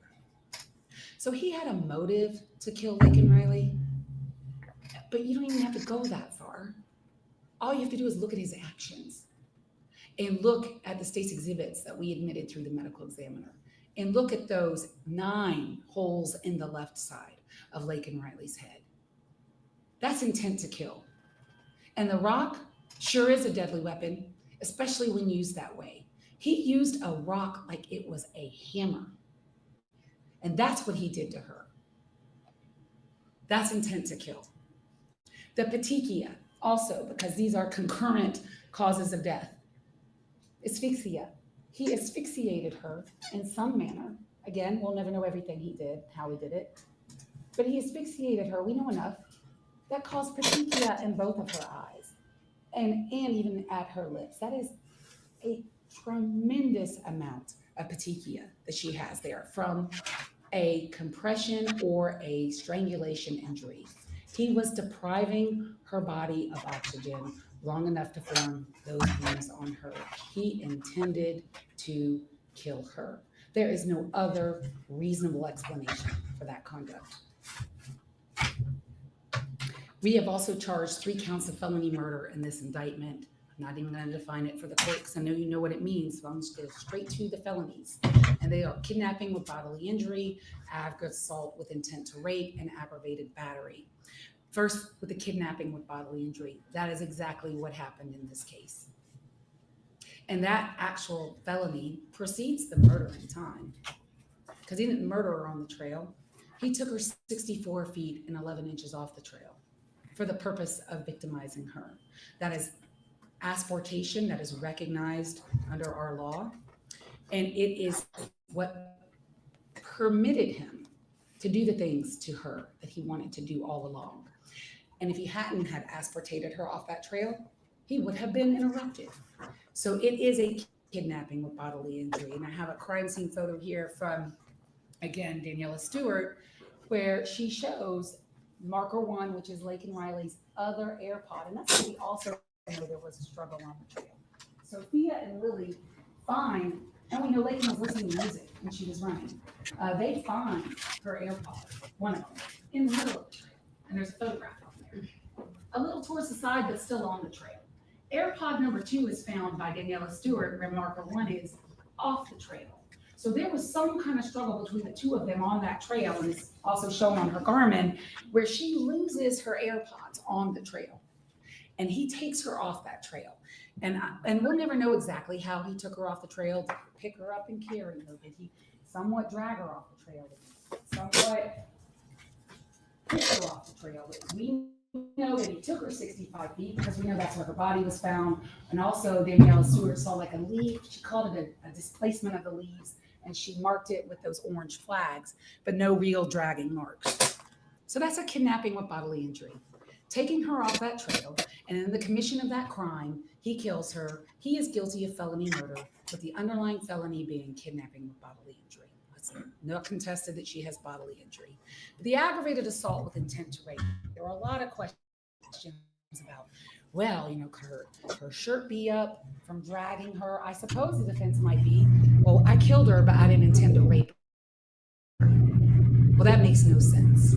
Because the only thing that makes sense about why these two individuals I didn't hear anything about never met each prints other, on the had AirPods. this encounter on I this don't remember trail at hearing this moment anything. while Laken is out for her morning jog, is because he wanted to sexually assault her. What evidence do we have of that? What has been left behind from the struggle that we can discern that? What circumstantial evidence? Well, her clothes are in 2 different directions. And it is important to talk about her clothes. And we're not talking about her clothes in order to shame her as a female. No, it's evidence on how she wears her clothes. She would wear running tights when she ran because that's what's comfortable. And that's how you run. And she would wear them over her navel because when you're running, you want your clothes to stay put. And she wore a Lululemon jacket, and she wore 3 layers of clothes that day. And it's important to talk about that from an evidentiary perspective because these are tight running clothes that are designed not to move. And if they want to say dragging may have caused one of the layer of clothes to come up, all right, I'll give you 1, but I can't give you 3, and I can't give you the clothes going in 2 different directions. Her shirt was up, her running bra up, her jacket up, and her breasts were exposed in a way that you saw in Sergeant Maxwell's body cam video, and in a way that Special Agent Beyer testified to the court and photographed them. They were twisted all together in a knot almost above, and like almost tying down or pinning down her shoulders. That is not an accident, and that is not from dragging. And if you even want to think that that was from dragging, then how do you explain how her tights are down below her navel? She never wore them that way. Her underwear is pulled up, and you can see it in the body cam video, and you can see it in the photos from Special Agent Beyer, and her underwear has been torn. He did that to her. He did that to her after he drug her off the trail. And he did that to her because he wanted to try to rape her. And we don't have to prove a completed rape, and thankfully she wasn't raped. But he tried to do it. and he was unable to complete it for some reason that we will never know. Maybe he didn't like the fight. Maybe somebody ran by. Who knows? But he didn't complete it, and we don't have to prove that he completed it. Injury to Laken's pubic bone, State's Exhibit 316, that also corroborates that he attempted to rape her. Why is that injury so low? All these injuries to her stomach, these linear injuries, that means her shirt was up when he's on top of her. Could it have been the bag? Possibly. It's consistent with a metal object. Never found the bag, don't know. But there's no reason for her to be exposed that way unless he was trying to sexually assault her. That is the evidence of aggravated assault with intent to rape. It's the only thing that makes sense about the encounter, but there's all that physical evidence that supports and corroborates that that's exactly what he did out there. Aggravated battery. I could talk forever about aggravated battery and disfiguring her skull. Just look at State's Exhibits 305 and 307. I really don't need to say anything else. Look at those two exhibits. That is the very definition of aggravated battery under Georgia law. He is guilty of aggravated battery and felony murder, with the underlying felony being aggravated battery. Obstruction of a 911 call. The SOS call was made, no doubt about that. We got that from not only Laken's phone, but we also got that from Kevin McCreevy from the 911 call center. She made a call. She made a call, it was answered. You heard the call. McCreevy testified. The caller hung up on the 911 center. That was his testimony. The 911 center called Laken back twice, and that you could see that in her phone. And neither call was answered. Who hung up the phone? Well, he did. How do we know that? State's Exhibit 28. It is no coincidence that his thumbprint is on her phone where you would go to hang up an item. And also on that call, that about a minute call, you hear him say, "Yo, Tango." I have. Yeah, you do. You do have. You had her phone. And he hung it up. And when 911 called back twice, no one answered. And her phone is separated from her body. So her body is in, she was murdered by the tree. She was moved and hidden and put leaves over her. And it worked because it took Sergeant Maxwell 20 minutes to find her, and he had her digital profile. And we didn't play the whole thing, but he testified it took him 20 minutes. And because he hid her, because he didn't want anyone to find her. We were lucky there too.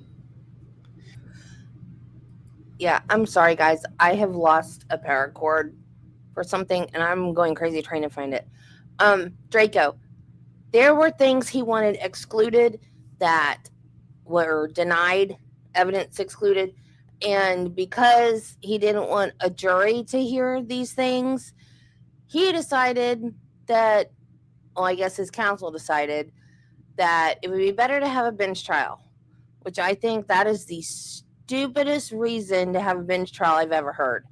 But the peeping Tom charge was not against Laken Riley, the girl that died. It was a different student that was in student housing, and he did that the morning of the murder. So I think the thought process is that now this is my theory. I don't really know. The state hasn't said this, but my theory is that he wanted to get that girl and then he couldn't. So then he saw Laken, who was running out in the open, and it was easier access to get her. That's my theory. I've not heard the state say that yet, but that would seem to be why they attached that to this. Other than that, I don't know why they didn't sever that charge from these. But that's why it's a bench trial.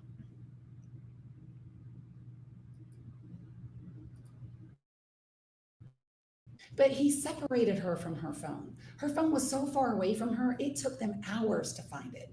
You heard Sergeant Norris, I was walking through shining a flashlight. I almost stepped on it.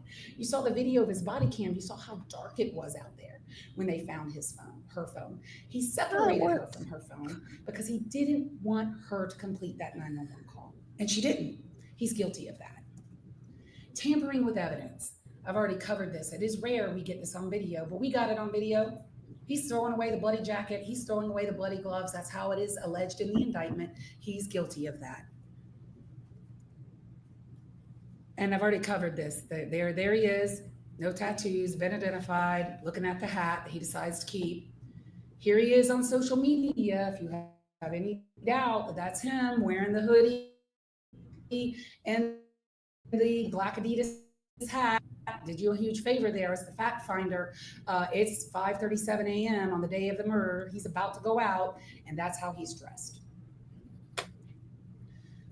He is alone in all of these times. Trail cam video, Tasia Sweet, and Sally, the other female runner that encountered him at 8:24 a.m., where he is what? In the woods. And how do we know that? Because when Tasia Sweet calls the police on him at about 8 o'clock in the morning, he vanishes and disappears into the back. And Sergeant Rabu testified in the direction of the IM fields. And he stays there. What's he doing there? What's he doing there? Well, he isn't running. I doubt he's bird watching. He's sitting there waiting for someone to come by because his first intended target, he wasn't able to get. And I'm going to ask if there are any cameras up. I want to show a portion of something that I don't want the peeping victim to be seen. So I will direct media to not publish this. So are we good? We're good. Okay. I'll let you know when it can come back up. Yeah, because Riley ran right by that bus stop.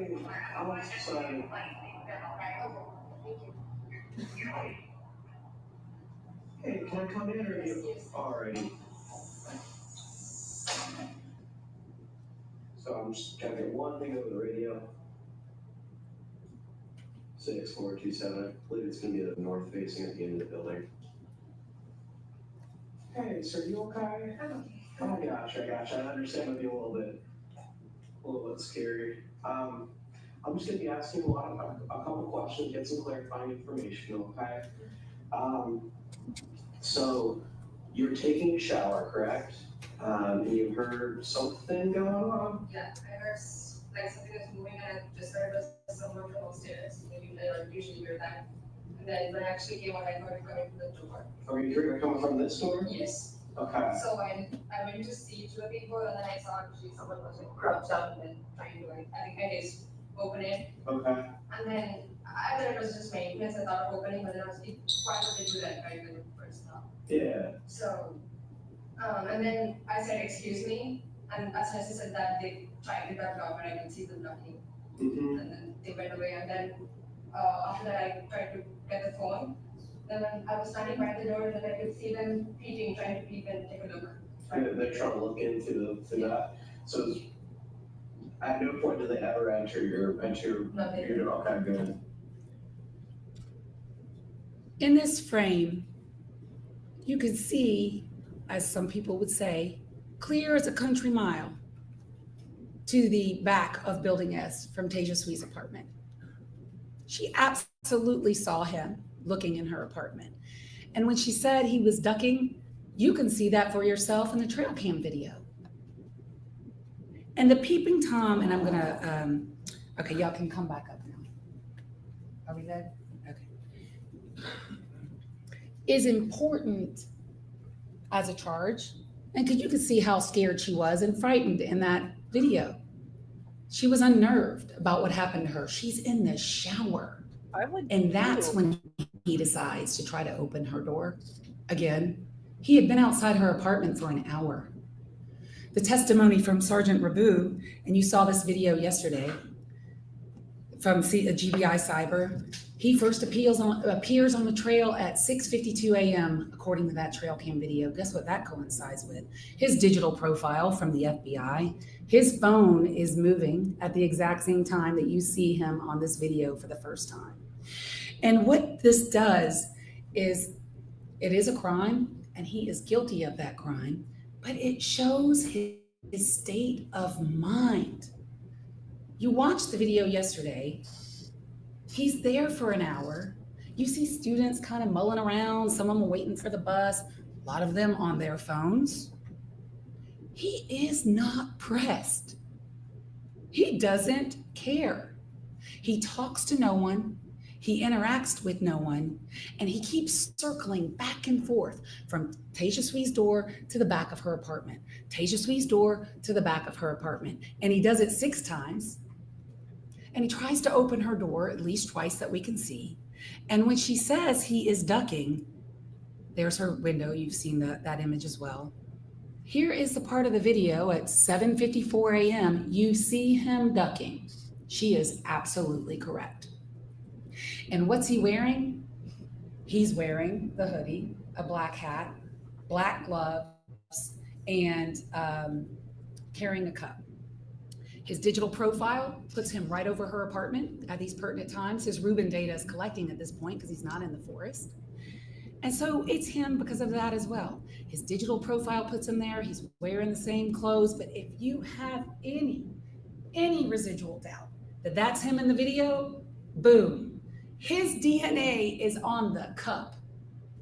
The white cup that you can see him carrying in that video was found smack in between Tejaswi's apartment and Laken Riley's body, and it is his DNA on that straw. And yes, it's a mixture. It's not Diego's, it's not Arhenis's, it's not anyone related to him. It's him and some other male, and there's alcohol in that cup. He's drinking alcohol at 7 o'clock in the morning while he's out prowling and hunting females. It's him. No doubt that it's him. And I want to talk about the gloves, because the gloves that he chose to wear that day, you heard from Alexander Coven of the Crime Lab. Luckily, again for us, they were cheap. They're not latex. There's some kind of polyethylene, like plastic gloves that tear easily, is what he said. That was his scientific testimony. And those gloves were torn. And you saw photographs of them where Katrina photographed them at the crime lab. And because those gloves were torn, he was able, and maybe they were not torn when he was holding the cup, maybe they got torn when he's holding these rocks and murdering Laken Riley when she is fighting him. But at some point they were torn, and we know that because after they're recovered in the bushes, they go to the crime lab and they are photographed and they are examined. And the first person who sees them at the crime lab is Valencia Johnson, and she says they were damaged. The second person who sees them is Katrina, and she photographs them. And you have the photographs and evidence to use. You can see for yourself that they were damaged. So what in the world is he doing outside a co-ed's apartment, wearing plastic kitchen gloves, a hoodie, covering up his face, and skulking around? He is trying to get her. And when he couldn't get her, he ran away into the forest, and he stayed there until he encountered Laken Riley about 73 minutes later. And then he did all of the things that we've already covered in the indictment. And I want to talk to you a little bit about circumstantial evidence, but not in a way that I would talk to a jury about it. There is no legal difference between circumstantial evidence and direct evidence. It's not bad. It's just different. And in this case, it is powerful. And it is layered upon layer upon layer. And there is no way out for him. He is guilty of everything in the indictment. I want to talk to you about the defense case. And this is actually something that a scientist said yesterday. It's amazing how trials are, how people say things you never expected. And they just have a life of their own, trials. Ashley Hinkle yesterday, I think it was on Cross. The absence of evidence is not evidence of absence. I couldn't say it better myself. I suppose their defense is Diego did it, because that's all we've been talking about is Diego. And yeah, Diego was a suspect because he's wearing the hat that they saw. But eventually, you know what the officers didn't do in this case? They did not turn a blind eye. They got Diego's phone, they got Diego's DNA, they interviewed Diego, and they followed it to its natural end. They looked through hundreds of hours of video.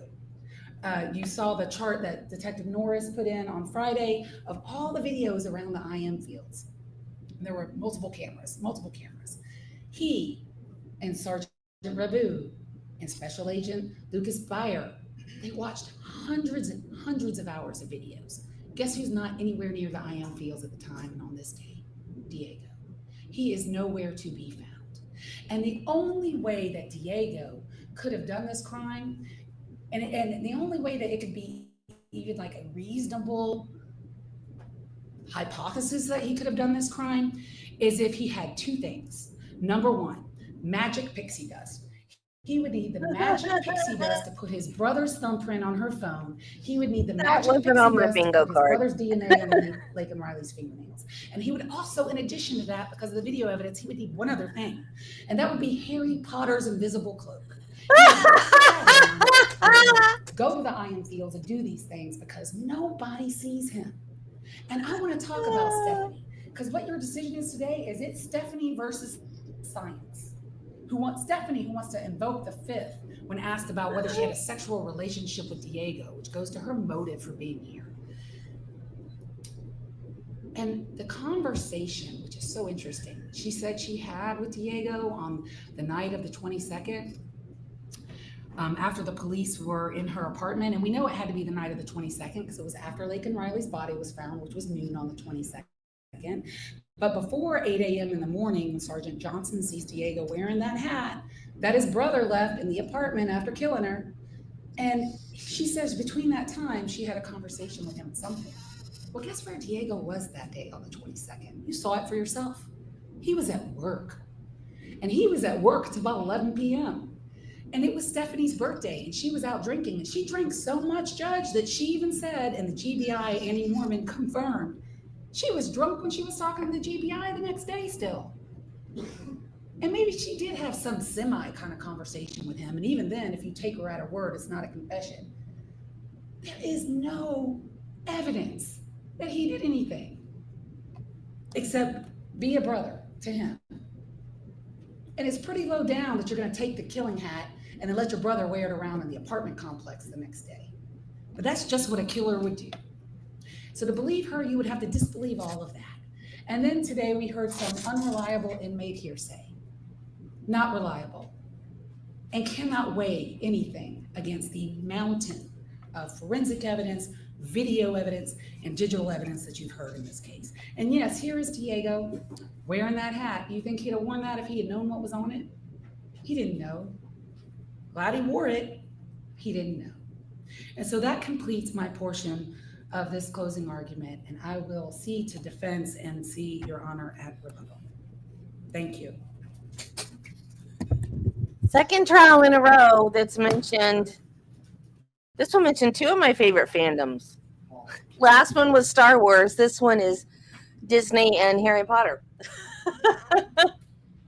Your Honor, Ms. Ross, evidence that is subject to more than one interpretation is not proof beyond a reasonable doubt. As Mr. Kirby said in his opening, the evidence in this case is graphic and disturbing, and it is deeply sad. And I don't think he was trying to frame his The brother. rest of the people in this courtroom get to be human. We can feel shock and outrage. But Your Honor is the court. You are the embodiment of law. And as the court and the fact finder, the law requires that you not allow your verdict to be swayed by sympathy for anyone. It must be based on the evidence. Mr. Ibarra, acting on our advice, elected to have a bench trial, trusting that Your Honor could, and believing that Your Honor would, set aside the emotions in this case and simply consider the evidence. So I'm going to catalog for Your Honor why I think the facts and the evidence in this case should leave you with some reasonable doubt. Before I do, I want to touch on two legal principles. Your Honor is already familiar with them, but I do want to make my legal arguments clear for the record. The first legal principle is embodied in OCGA 2446. And that law requires that when the state's case is built on circumstantial evidence, they have a higher burden. They have to go one step beyond proving their case beyond a reasonable doubt. They also have to exclude beyond a reasonable doubt any other theory consistent with Mr. Ibarra's evidence, in a sense. Because the evidence is subject to more than one interpretation, it is not proof beyond a reasonable doubt. And while the evidence in this case is voluminous, it is circumstantial. The second principle is the difference between a party to a crime and accessory after the fact. This principle is codified in OCGA 161050, And I would also direct your honor's attention to Purvis versus the state. Purvis is spelled Purvis. That is 208 Georgia Ave 653. And that case basically explores the difference between proving that someone is involved in a crime while it is committed versus proving that someone is involved in the cover-up of a crime. The important difference, Your Honor, is that if the evidence shows that Mr. Ibarra was involved in the cover-up of the crime, but does not prove beyond a reasonable doubt that he was involved in the murder itself, Your Honor would be authorized to find him guilty on the tampering with the evidence charge, but not with the murder. So now I want to talk about the evidence that was presented. First, I'm going to discuss the reasonable doubt in the state's case that Mr. Ibarra was involved at all. Then I'm going to discuss two alternative theories that are consistent with the evidence that would show Mr. Ibarra is not guilty of the malice murder or the felony murders. And finally, I want to discuss a few specific elements of a few crimes and the evidence we've heard on those. The state bases its case in chief on some categories of evidence. There's DNA, there's a fingerprint. They talked about the digital evidence and the surveillance footage. There is reasonable doubt in each of those pieces of evidence. I'll start with the DNA. There is doubt based on what was tested and doubt based on what was not tested. When Ashley Hinkle was on the stand testifying and Mr. Kirby was cross-examining her, she talked about the limits of her science. She talked about the fact that some of the factors involved in testing for DNA are controlled by humans and some are run through a program. She decides how many people's DNA is on an object and then asks True Allele software to compute from that number of people the likelihood of whose DNA that is. Her decision impacts how the test is run. She told you that there is an element of randomness in True Allele, and that if they run the same test multiple times, different probabilities will come out. And that's what happened in this case. Your Honor should be skeptical of the DNA evidence also because of something that Ms. Ross talked about. A hat that we know for certain was on Diego, a hat that we know for certain was his hat that he claimed. Nothing on that hat tested positive for his DNA, which goes to show that even if someone is wearing clothes, touching clothes, owning clothes, DNA is not always going to show up when the lab tests it. People in court wore gloves when they handled this evidence because they were afraid of cross-contamination. They were afraid that their touch would impact the reliability of future DNA tests. When you look at the apartment from which these clothes were taken, that is a lab tech's nightmare. There are clothes everywhere piled together. It's 5 people living in one room. And the state's theory is that they shared clothes. Of course their DNA is going to be on each other's clothes. It's more than possible that one brother's DNA would get on another brother's clothes. In fact, it's probable. And who would have had the most cross-contamination? Diego and Jose, because they shared a bed and they shared clothes. When it comes to True Allele, I do believe our argument is hampered by not having an expert, but there are clearly flaws with that testing system. One of the tests that they ran for the evidence in this case came back to a retired GBA agent who was not involved with the testing of the case and was not in any way could have had their DNA on that object. There's also doubt based on what was not tested for DNA. There was a bloody thumbprint on Laken Riley's phone that they believe was placed there by the killer. And they chose, rather than swabbing that for DNA, they chose the less reliable scientific method of fingerprint evidence. There were no swabs tested of the phone, even though Saunders testified that they did take swabs. There were no swabs tested from Laken's neck and torso. But perhaps the most important is that they swabbed Jose Ibarra's hands and his fingernails. And their theory is that his gloves ripped enough for him to leave a fingerprint on a phone. That rip would have allowed him also to have contact with Laken Riley's body. And then if they had tested the swabs on his fingerprints, we could have seen Laken Riley's DNA showed up on his hands. But they did not. They don't get to cite a name of a guy we don't know, James Sebastian, and call it a day. They should have provided some reason why they didn't test these swabs, and they gave Your Honor none. They also didn't test any of the gloves found in Diego's bag. They had a visual examination, but we know from the state's own evidence that that's not enough. Katrina Ostapovich testified that she has to use a special light to see blood on objects. She called that light an ALS and compared it to a black light, because blood is not always visible to the naked human eye. So Saunders' visual examination of the gloves in Diego's bags should not persuade Your Honor beyond reasonable ALS doubt means that they did not alternative have blood light on. source. Black light is an The fingerprint alternative evidence in light this source. case is also questionable.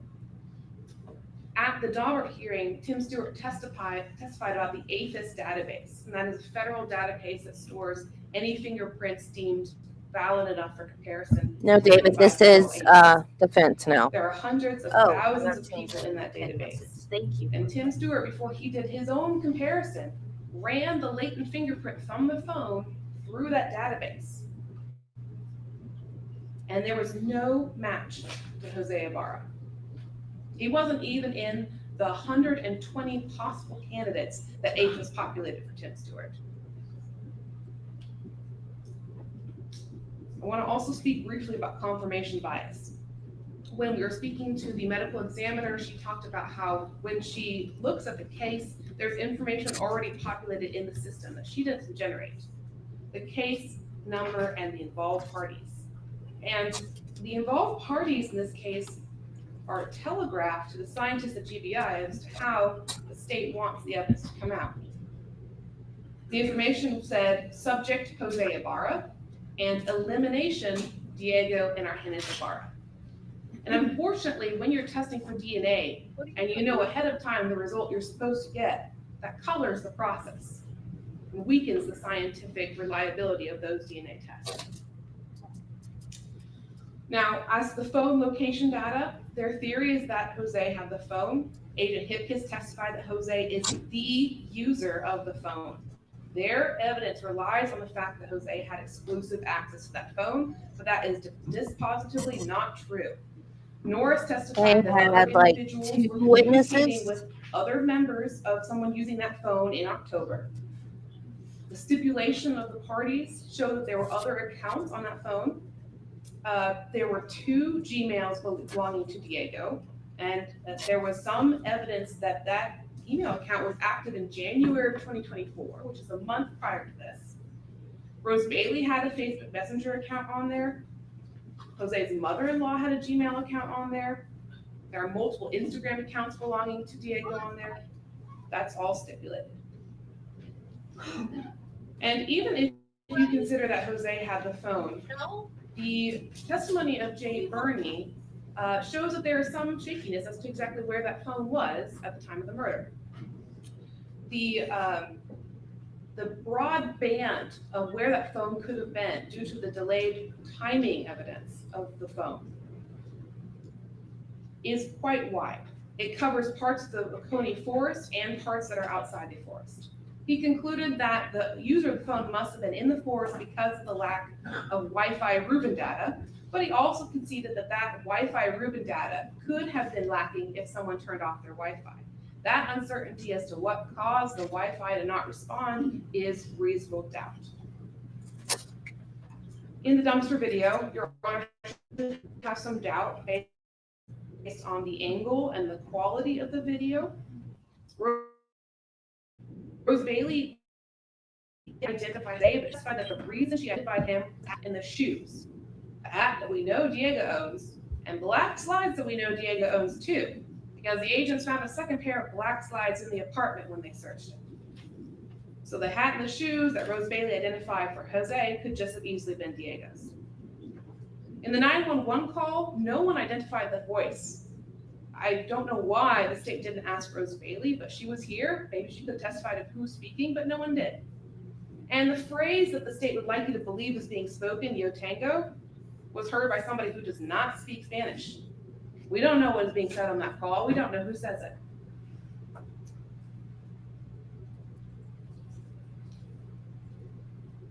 There is an alternative theory in this case that makes sense of some of the discrepancies in the state's case. Jose was short, he was chubby, he was, according to the state, wearing slides the morning of February 22nd. I agree with the state that Laken Riley was physically fit, she was fast, she could have outrun him.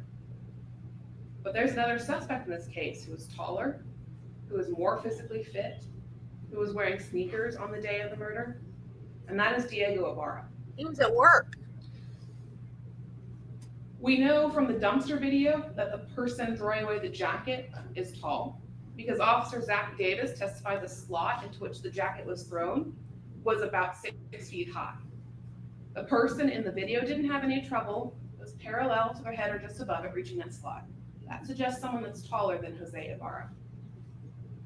We also know from Joseph Clementi that there was a second person out wearing dark clothing, not a runner, on the day of the murder.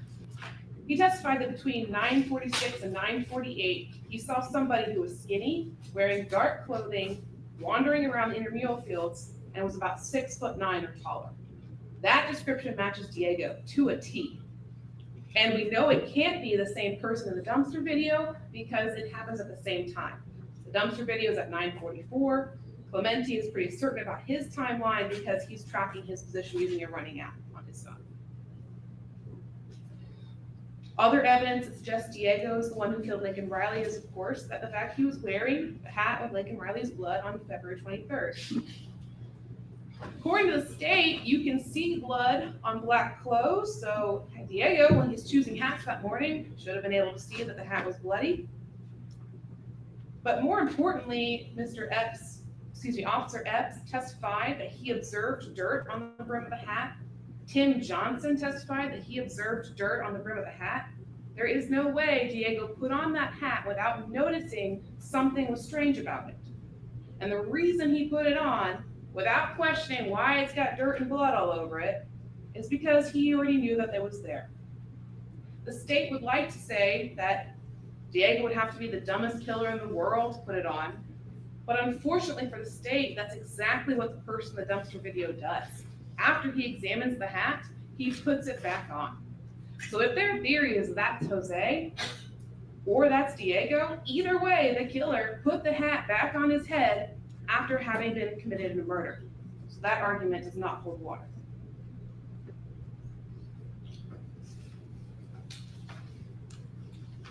We know that Diego had 2 cloth gloves in his bags. Both of them were mismatched, meaning that, assuming that they each had a pair, there was a pair of gloves Diego owned that was never found. But while we're talking about gloves, I want to talk about the black gloves that were found in the apartment. We know that they were disposable kitchen gloves, and unfortunately we don't know where they came from because the officers didn't track the investigation that far back. However, Rose Bailey said that they did not come from Utaje, the sushi place where Jose and she worked. They did not come from the place that Jose Ibarra had access to. What we cannot rule out is the Bolton Dining Commons, the UGA dining facility where Diego worked. Why is that important? Because bringing the gloves home shows a step of premeditation. Who had access to do that? Diego. Why would he do that? Because he was planning to use the black gloves at some point. And speaking of gloves, why are there 3 of them found in the bushes? Jose has 2 hands, like everybody else, but there are 3 gloves, and they test all 3 and found presumptive blood on all 3 of them. Well, Diego What only that has 2 suggests hands is that too. there were multiple pairs of hands wearing those gloves.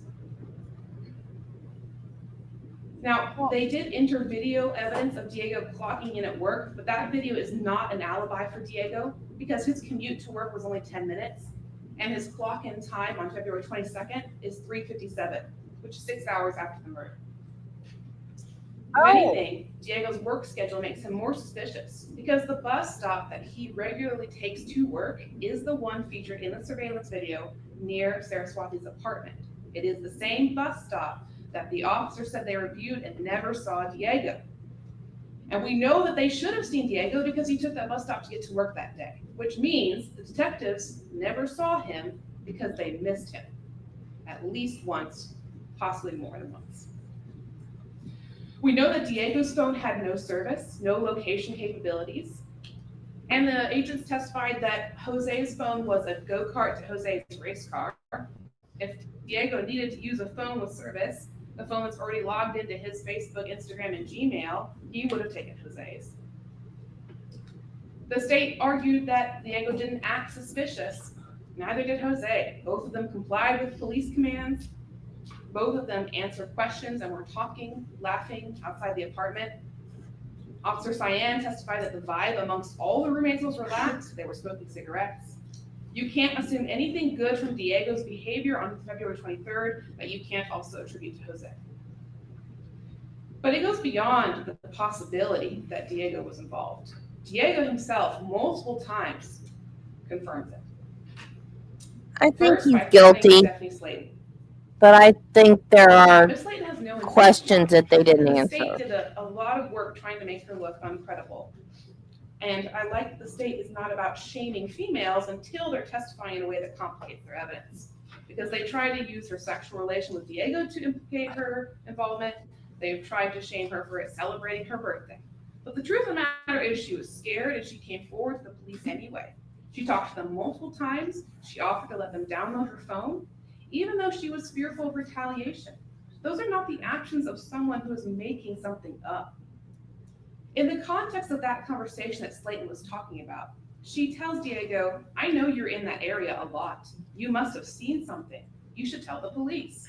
And that's when he said, if you tell them that, like I was in the area and I might know something, I will tell them that you did it and then I will kill you too. Why is the two important? Because it's implying that he has already killed before. But Slayton is not the only one who has heard statements from Diego that implicate his involvement. Your Honor is aware that there are inmates who have heard Diego say that he was wearing the blue jacket on the day of the murder, that Jose threw it away in the dumpster, presumably for him. He told them that Jose didn't do it, and the police weren't looking carefully enough at the evidence. He put himself on the scene and told those inmates that he saw Laken Riley's body. Your Honor, it's obviously going to be thinking, well, how did Diego then not show up in the DNA evidence? He might have. We know that there were multiple male profiles on the straw. They said it couldn't be a blood relative because of a YSTR straw, but we know that Diego was not a YSTR comparison from the fingernails. So that could have been Diego on there. And as Ms. Hinkle said, the absence of Diego's evidence is not evidence of Diego's absence from this case. Some of the minor profiles on the gloves and the hat were not identified. And the true allele ratios that the state relies on said that the DNA was more likely to be Diego's than Arrhenius's. Another theory of the case that is not excluded by the state's evidence is that Jose was an accomplice after the fact of the murder. Maybe it was him throwing away the jacket, as Diego said. Maybe he was covering up for his brother. Maybe one of the two men in the area went to the dumpster and one went to the retainment pond at 9:46, which is where Joseph Clementi saw somebody standing. Maybe one of them dumped clothes in a dumpster behind the apartments, and maybe one dumped clothes in the woods, where Officer Krischer found clothes exactly in that area that were not tested because they didn't fit the simplistic narrative of the state. Maybe there were two men involved in covering up Laken Riley's body, which is why there were 3 gloves recovered in the bushes. 2 people wearing 2 gloves. We just don't know what happened to the 4th. To explain why there are 2 rocks in this case. We know that Jose was looking for Diego on the morning of February 22nd, because Agent Hipkiss testified that at 2:30 in the morning, there's a missed call from Jose to Diego. So there is some evidence that he was looking for Diego. The Spanish phrase in the 911 call could be Yo Tango, but it could also be the name Diego. That could be Jose saying his brother's name. Under that theory, of course, Jose would be guilty of tampering, but that theory does not prove that he was present or involved in the murder of Laken Riley. I want to speak last about two specific charges: aggravated assault with intent to rape and the peeping Tom charge. Their basis for concluding that the aggravated assault was intent to rape was and the markings on her body. But Maxwell, the officer who found Laken Riley, testified that the area where he found Laken had vines and thorns. He testified about those catching on his uniform as he walked around looking for her. And they also, so it could have been that she was cut up by the vegetation in the area. We know that she unfortunately was dragged at some point That because doesn't the twist your scene where the bra blood is around. separate from where her body was found. So the scratches could have come from her being dragged to another area. And we also know it's unlikely to have been the scratches of her assailant from the fingernails, if that assailant was Jose, because when Daniela Stewart went to take his fingernail clippings the day after the murder, they were too short to take any clippings without having cut into the quick and being very painful. So it's unlikely to have been Jose's fingernails that caused those scratches. We also know that she had bloody marks on her ankles that didn't correspond to the wound, which suggests that somebody with bloody hands grabbed her ankles and used her, and that would explain how her clothes were pulled up in that dragging position. We know that there was a struggle. We know that Miss Riley fought. Somehow her clothes could have ended up twisted in that struggle. And lastly, the intent to rape is a very specific intent. It's not just an intent to sexually assault someone. It's not just an intent to look at someone. It's not just an intent to expose their breasts. It has to be the intent to commit the legal definition of rape. And in this case, there's no having happened or even attempted to happen. As far as the peeping Tom, the only part of the evidence I wanted to highlight for your honor at this point is that when Ms. Saraswati identified someone looking into her apartment, she said she never saw any part of his face, only the rim of his hat. So I think there's reasonable doubt that someone was actually able to look in. It may have just been the hat that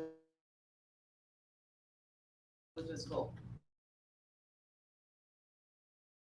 to Ms. Saraswati. Just one moment, Your Honor.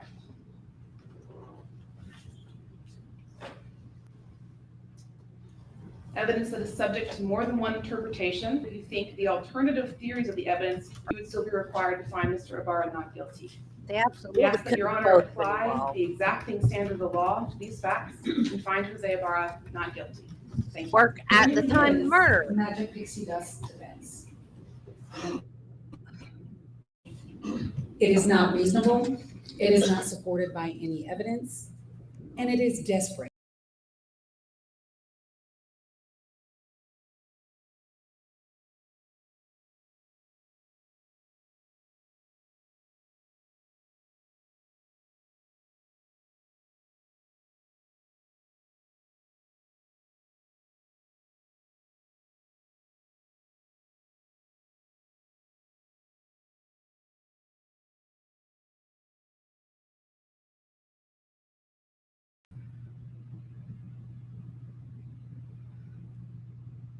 Why are you sorry, Nancy? That was just a general reminder for the whole chat. And it knocked out. All I did was put a comment in the chat and it knocked me off again.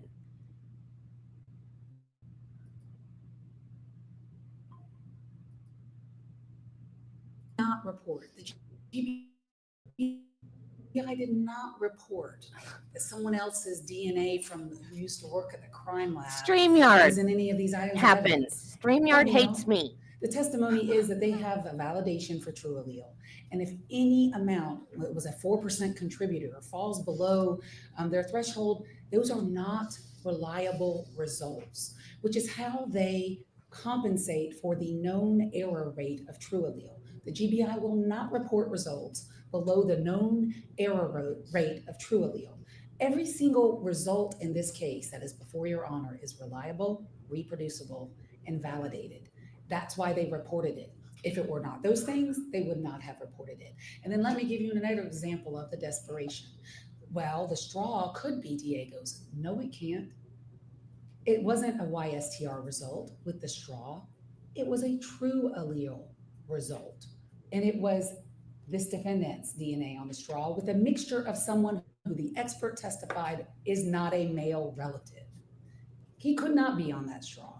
So what we have heard is truly a mix between mischaracterization of the evidence and the magic pixie dust defense. There is no reasonable explanation for all of this evidence other than he is guilty of every single count in this indictment. And the you should acquit him because Tejasvi only saw the rim of the hat. That completely ignores that there is a head on the hat. That is desperate. And she said herself, he peeped. I see him peeping in my window in the body cam video. He is guilty of that, which shows his state of mind. And her aggravated assault intent to rape truly is what I thought it would be, which is he killed her, but he didn't try to rape her. Her underwear is torn. And I know Your Honor is an experienced jurist. There are multiple cases out there in the state of Georgia that disheveled clothing alone is enough to support a conviction for aggravated assault with intent to rape. Why We have more else are than you that, going to take someone's because we clothes have off? his motive 73 minutes before, and we have her evidence of her clothes going in two separate directions.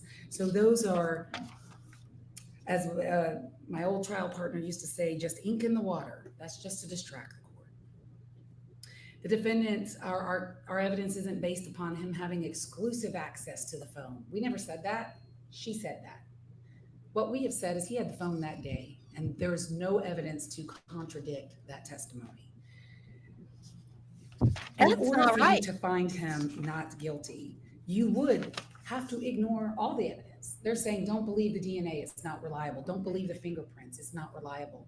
And by the way, Tim Stewart covered in the the Albert fingerprint hearing that it is not unusual to not get an APHIS hit, but still do a hand-to-hand comparison and have a match. And his results, if you're at least a bit skeptical about them, and you shouldn't be based on his experience and his training and the methodology and the board that he created and how he explained how he got there, were blind peer reviewed by another completely different examiner who came to the same conclusion. This is reliable evidence. This is reliable forensic evidence. And then they're like, oh, well, don't believe the digital evidence because you can't believe that either. I said, that's not right. You should be allowed to. That should be, I don't know, does Texas have stand your ground? That should be a stand your ground thing. Somebody's looking in my window, that's the same thing as not coming in my house, but encroaching on my house, my freedom, my safety, my comfort. Don't be peeping in my window. I don't know how to use my gun, but I go find it and find the bullets and show it to you if you peeping in my window. You don't know I don't know how to use it.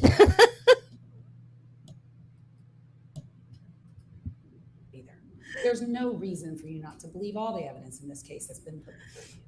And when you look at all of it together, it has only one reasonable explanation, is that he is guilty of everything in this indictment. And for the past week, Miss Jackson and I have been fighting for Laken Riley every day in this courtroom. We're done. Our work is done. And we turn this case over to you to make a decision on all of this evidence in this case. And we are asking you in your decision to render a verdict that speaks the truth about what happened that day, 22nd day of February, 2024, when this man took the life of an innocent woman, just going about her business, living her best life for no reason. It's senseless, and only you can end it. We're asking you to find him guilty of every single count in this indictment, to bring justice to Laken, her family, her friends, Tejasvi, and your entire community here in Athens. Thank you, Rob. It's the same one you looked at yesterday, but you're welcome to look at it again.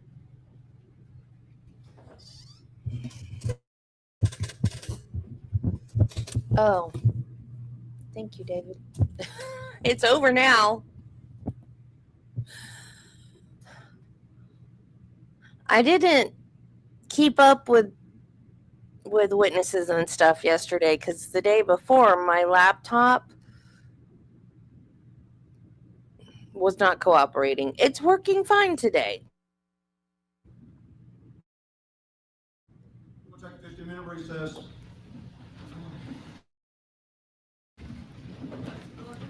I wonder how long it's going to take 12 people. Why it takes a while.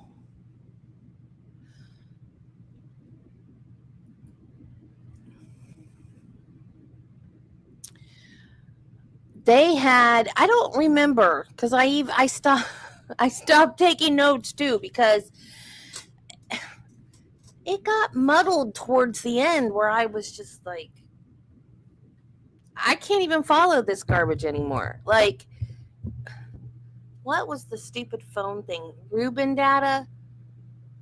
That was like Wi-Fi data is different from the data when your phone's connected to your phone data. I was like, what? I can't even anymore.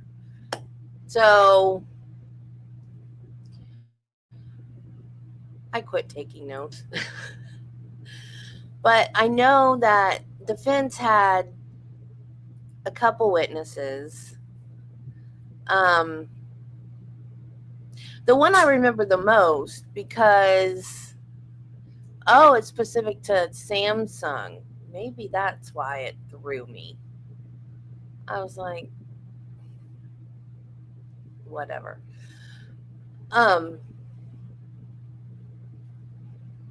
She wasn't their first witness, but I cannot for the life of me remember who their first witness was. But it was the one, I think I remember her so much because I thought she was talking about Jose. And I was like, this is a defense witness? And then I realized, no, she's talking about Diego. So that made sense. But she said that she was sitting on her porch, well, in front of her apartment, with Diego, and the cops were around. And Diego said, what's going on? Like he was pretending like he didn't know what was going on. Like he did it, but he was pretending like he didn't know. And then she said, well, someone died. And then he types into a translation app on his phone, well, if you tell them anything, I'll tell them you did it and I'll kill you too. So that was supposedly his confession that he did it. And that if she tells the cops anything, that he will kill her too. But that story was just so weird. Because if he's saying what's going on, pretending that he did it, but he doesn't know what happened, then why is he going to just all of a sudden turn around and come out with, well, if you tell them anything, I'll kill you too? That doesn't make any sense. No sense at all. So then when the state got up there, she's like, so how did you, because that was her birthday. She's like, well, how did you celebrate your birthday? She's like, I drank alcohol. So she was drunk. And she was still drunk the next morning, apparently, when she called the police to tell them about it. So, was that, to me, that doesn't necessarily make you a non-credible witness. And then the prosecutor asked her if she had a sexual relationship with Diego, and she says, I plead the fifth. She's like, you can't plead the fifth because you're not being, what did she say? Not being incriminated by anything. And she said, okay, well then yes. And then apparently she had bought apparently she had bought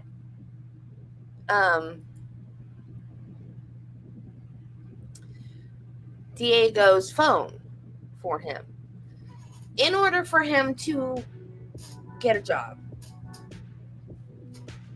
And she found a video on that phone of a girl twerking on him at a club. So I guess he had his phone laying there and one of his buddies picked it up and took a video of a girl twerking on him at a club. So she's like, that's not why I bought him that phone.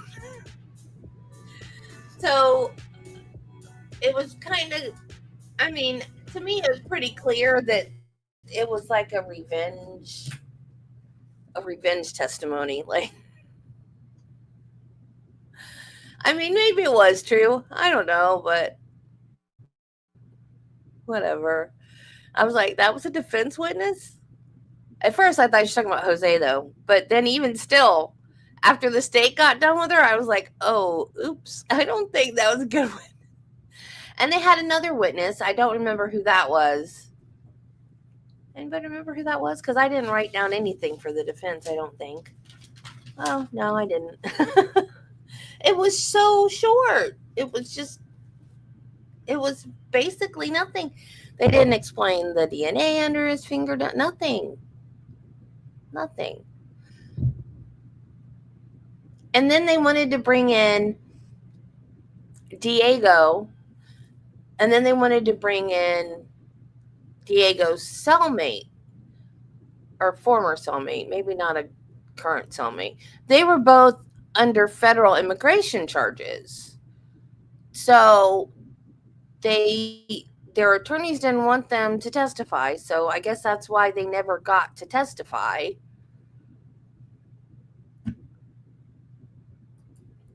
So they had no more witnesses. And I don't know how deliberation works with a bench trial because it's just him. What does he do? Like, go back into chambers and just review everything himself like a jury would? I mean, I guess he has well, I don't know. Like, because juries aren't supposed to look at any outside things.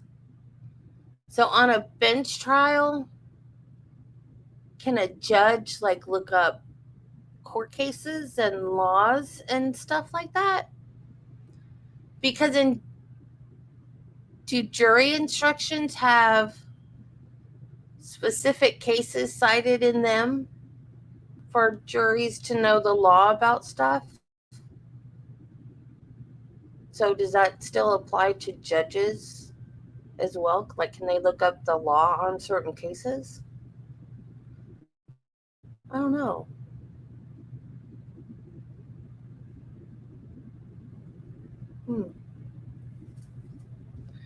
I've never seen a bench trial for, not like this. I've seen them for like DUIs and stuff like that, but not murder trials.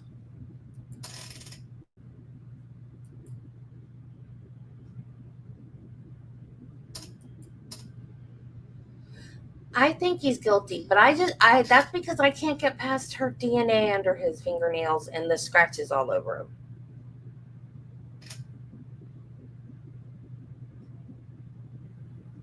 And I see now why the state didn't want to sever the peeping Tom charge, because I can see, because she ran in one of the videos, it shows, okay, so the bus stop's here, the student's apartment is like across, like right across from the bus stop. And then I don't know where Riley Laken's house was in relation to the bus stop. But so he's at the bus stop, wandering around the bus stop, and then he goes up to the apartment. He did that like 6 times, like went around the bus stop and then went over to her apartment and walked around and then back. And he peeped in the windows. He tried to get in the apartment a couple times. And then here comes Laken running down the road beside the bus stop. So then he and I think he took the little cut through path that went around that met up with that road, and he sees Laken running.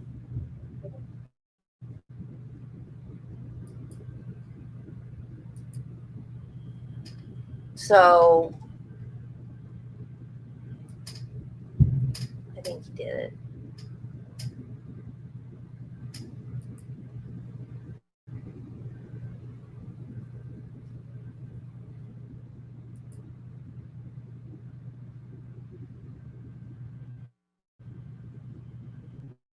Now the only thing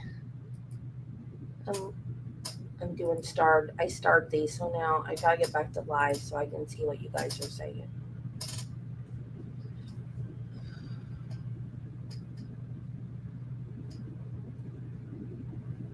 He can look up the law. Okay.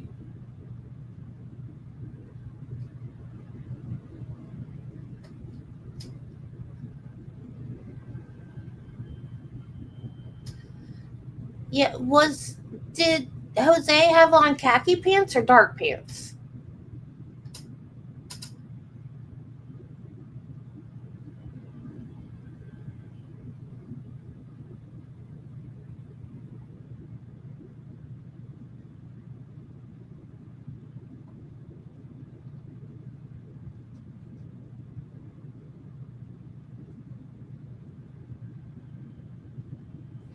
So I don't know. The only thing.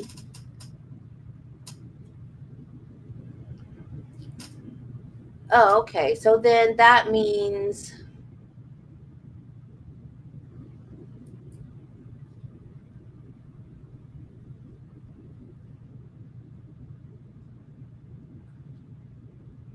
Okay, so then this guy wasn't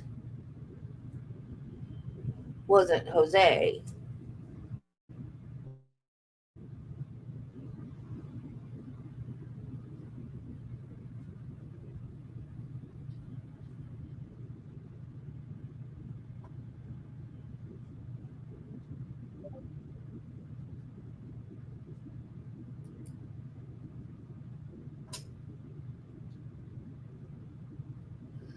Yeah.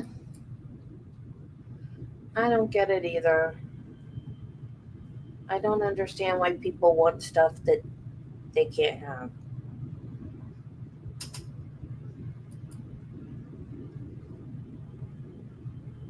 Okay, back to the. Oh no, I lost it. Oh wait, there it is. I didn't unstart it yet. This, when I worked at the hospital, I was watching. Darn it, I can't remember if it was Law and Order or CSI.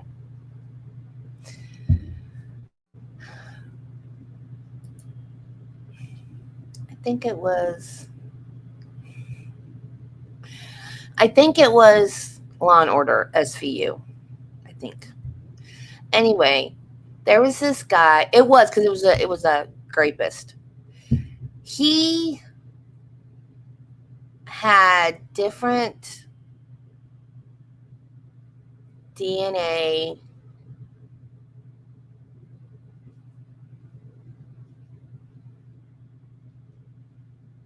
Let me see. His blood DNA was different from his semen and saliva. And they arrested this guy and they took his blood for DNA and it came up different. And they were like, he's not our rapist? Are you kidding me? He has to be the one. He has to be the one. And they were freaking out. And then they interviewed him and he mentioned something about being sick as a kid and being in and out of the hospital. And he had leukemia and had a bone marrow transplant. I can talk. A bone marrow transplant. And your bone marrow is what produces your red blood cells. And your blood cells die and reproduce every 120 days. So if you get a bone marrow transplant, the DNA in your red blood cells will be different than the DNA that you were born with. And I watched that and I went, that's stupid. There's no way. That's impossible. So I go to work the next day and I ask one of the interns. He doesn't know that either. He's a baby doctor right out of med school, right? So he goes, "Is that true? I don't know. I have no idea. I'm going to go ask my attending doctor about that." So he goes and he asks the attending and he comes back and he's like, "Yes, it's true. We all learned something." Like they were all crowded around the attending. They all learned about it the same day. So like we all learned about it together. I was like, "Oh wow. That is fascinating. Oh my gosh." So that is actually something that can happen. So I wonder how many police agencies are aware of that.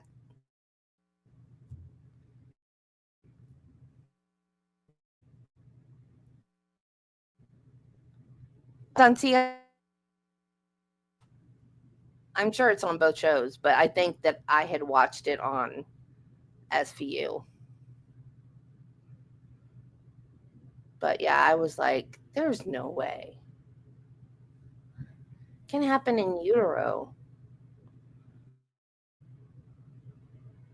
You know, I was talking to Travis the other night about how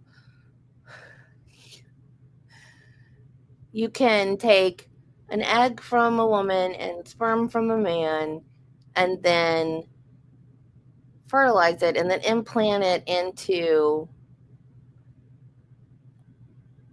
another woman and they can have the baby. And Travis is like, well, then that baby's going to have 3 sets of DNA. And I went, no, honey. That's not how DNA works. You get DNA from your mom and DNA from your dad, and that's only one set of DNA. That's your DNA. And he goes, well, you got the blood of the other woman pumping around. And I was like, oh, you're right. And it took me a minute to think about it. And I was like, oh, yeah, but your blood cells die and replenish every 120 days. So you wouldn't have the woman that's carrying the baby's DNA in your blood, because then your mom's DNA would be there after the baby was born. I'm going to have to look that up or ask somebody, but I think that's right. Because you would have to have, you would have to have your mom and dad's DNA. The other woman's just carrying you. They're not giving you any DNA, but it is going to be her blood that's going through the baby's body. So yeah, that's a brain twister there.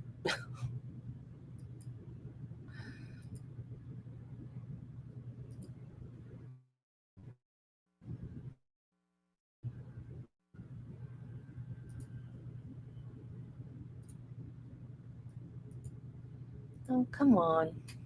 It won't let me unstar that one. And now, I wonder how long this is going to take.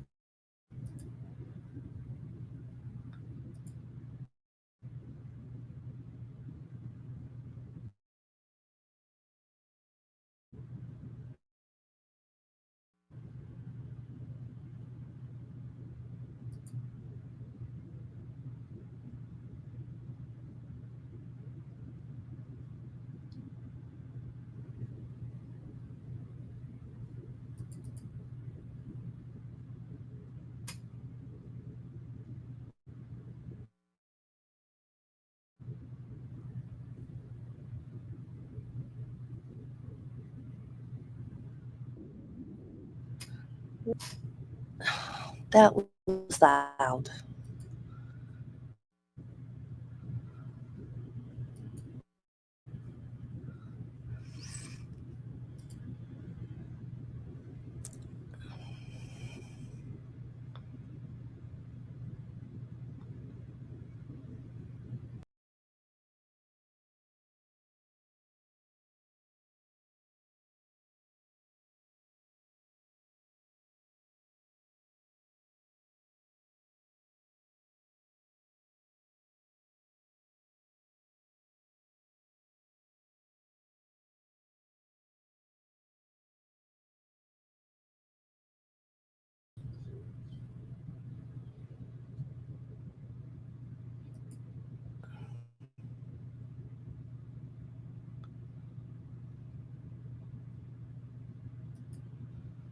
I hear.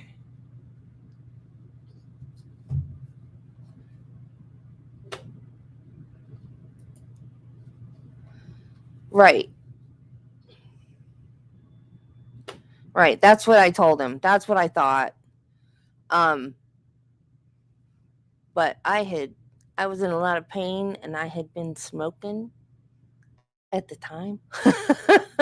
So I was like, at first I was like, oh, yeah, you're right. What? And then I was like, oh, wait a minute. I was like, you had me for a minute thinking that there was 3 sets of DNA in a person. That doesn't happen.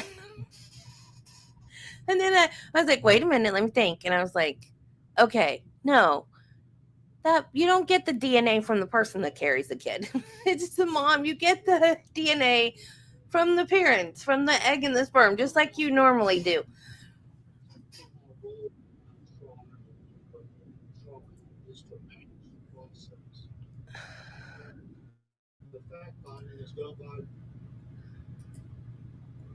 Is this? Oh, he's talking to him.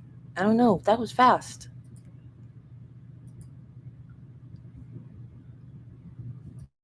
Jury. That wasn't the case in this trial. I managed the process, tried to, and I was also the finder of fact, and is a somewhat of a different role than we typically see. I'll tell you that you may have seen me. I make notes during the trial. I probably filled up 2 legal Good pads Lord. full of notes during the trial. But the closings, I want to just listen, and that's what I did. But I wrote down 2 things in the closing. One was a statement by Ms. Ross that the evidence was overwhelming and powerful. And then I also wrote down what Ms. Beck said, that I'm required to set aside my emotions. That's the same thing that we tell jurors in what and we give them their job. I would that's the way I have to approach this, and I did. Both of those statements are correct. I'll now announce the verdict. In the state of Georgia versus Jose Antonio Ibarra, case SU 24 CR 0323, count 1, malice murder. I find the defendant guilty. Count 2, felony murder. I find the defendant guilty. Count 3, felony murder. I find the defendant guilty. Count 4, felony murder. I find the defendant guilty. Count 5, kidnapping with bodily injury. I find the defendant guilty. Count 6, aggravated assault with intent to rape. I find the defendant guilty. Count 7, aggravated battery. I find the defendant guilty. Count 8, obstructing or hindering a 911 call. I find the defendant guilty. Count 9, tampering with evidence. I find the defendant guilty. Count 10, keeping calm. I find the defendant guilty. I certainly will allow both sides to look at this if you want to do it.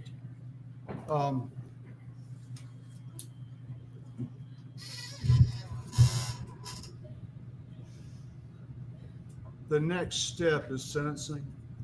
I'm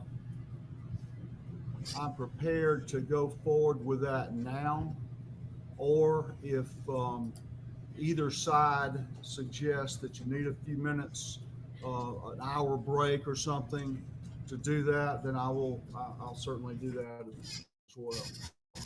Consider that.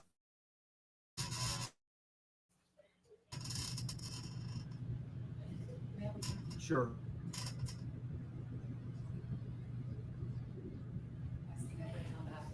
I understand. We will recess till 12:30. Recess till 12:30. Are they going to do sentencing today? Okay, thank you. What are we doing at 12:30? Sentencing already?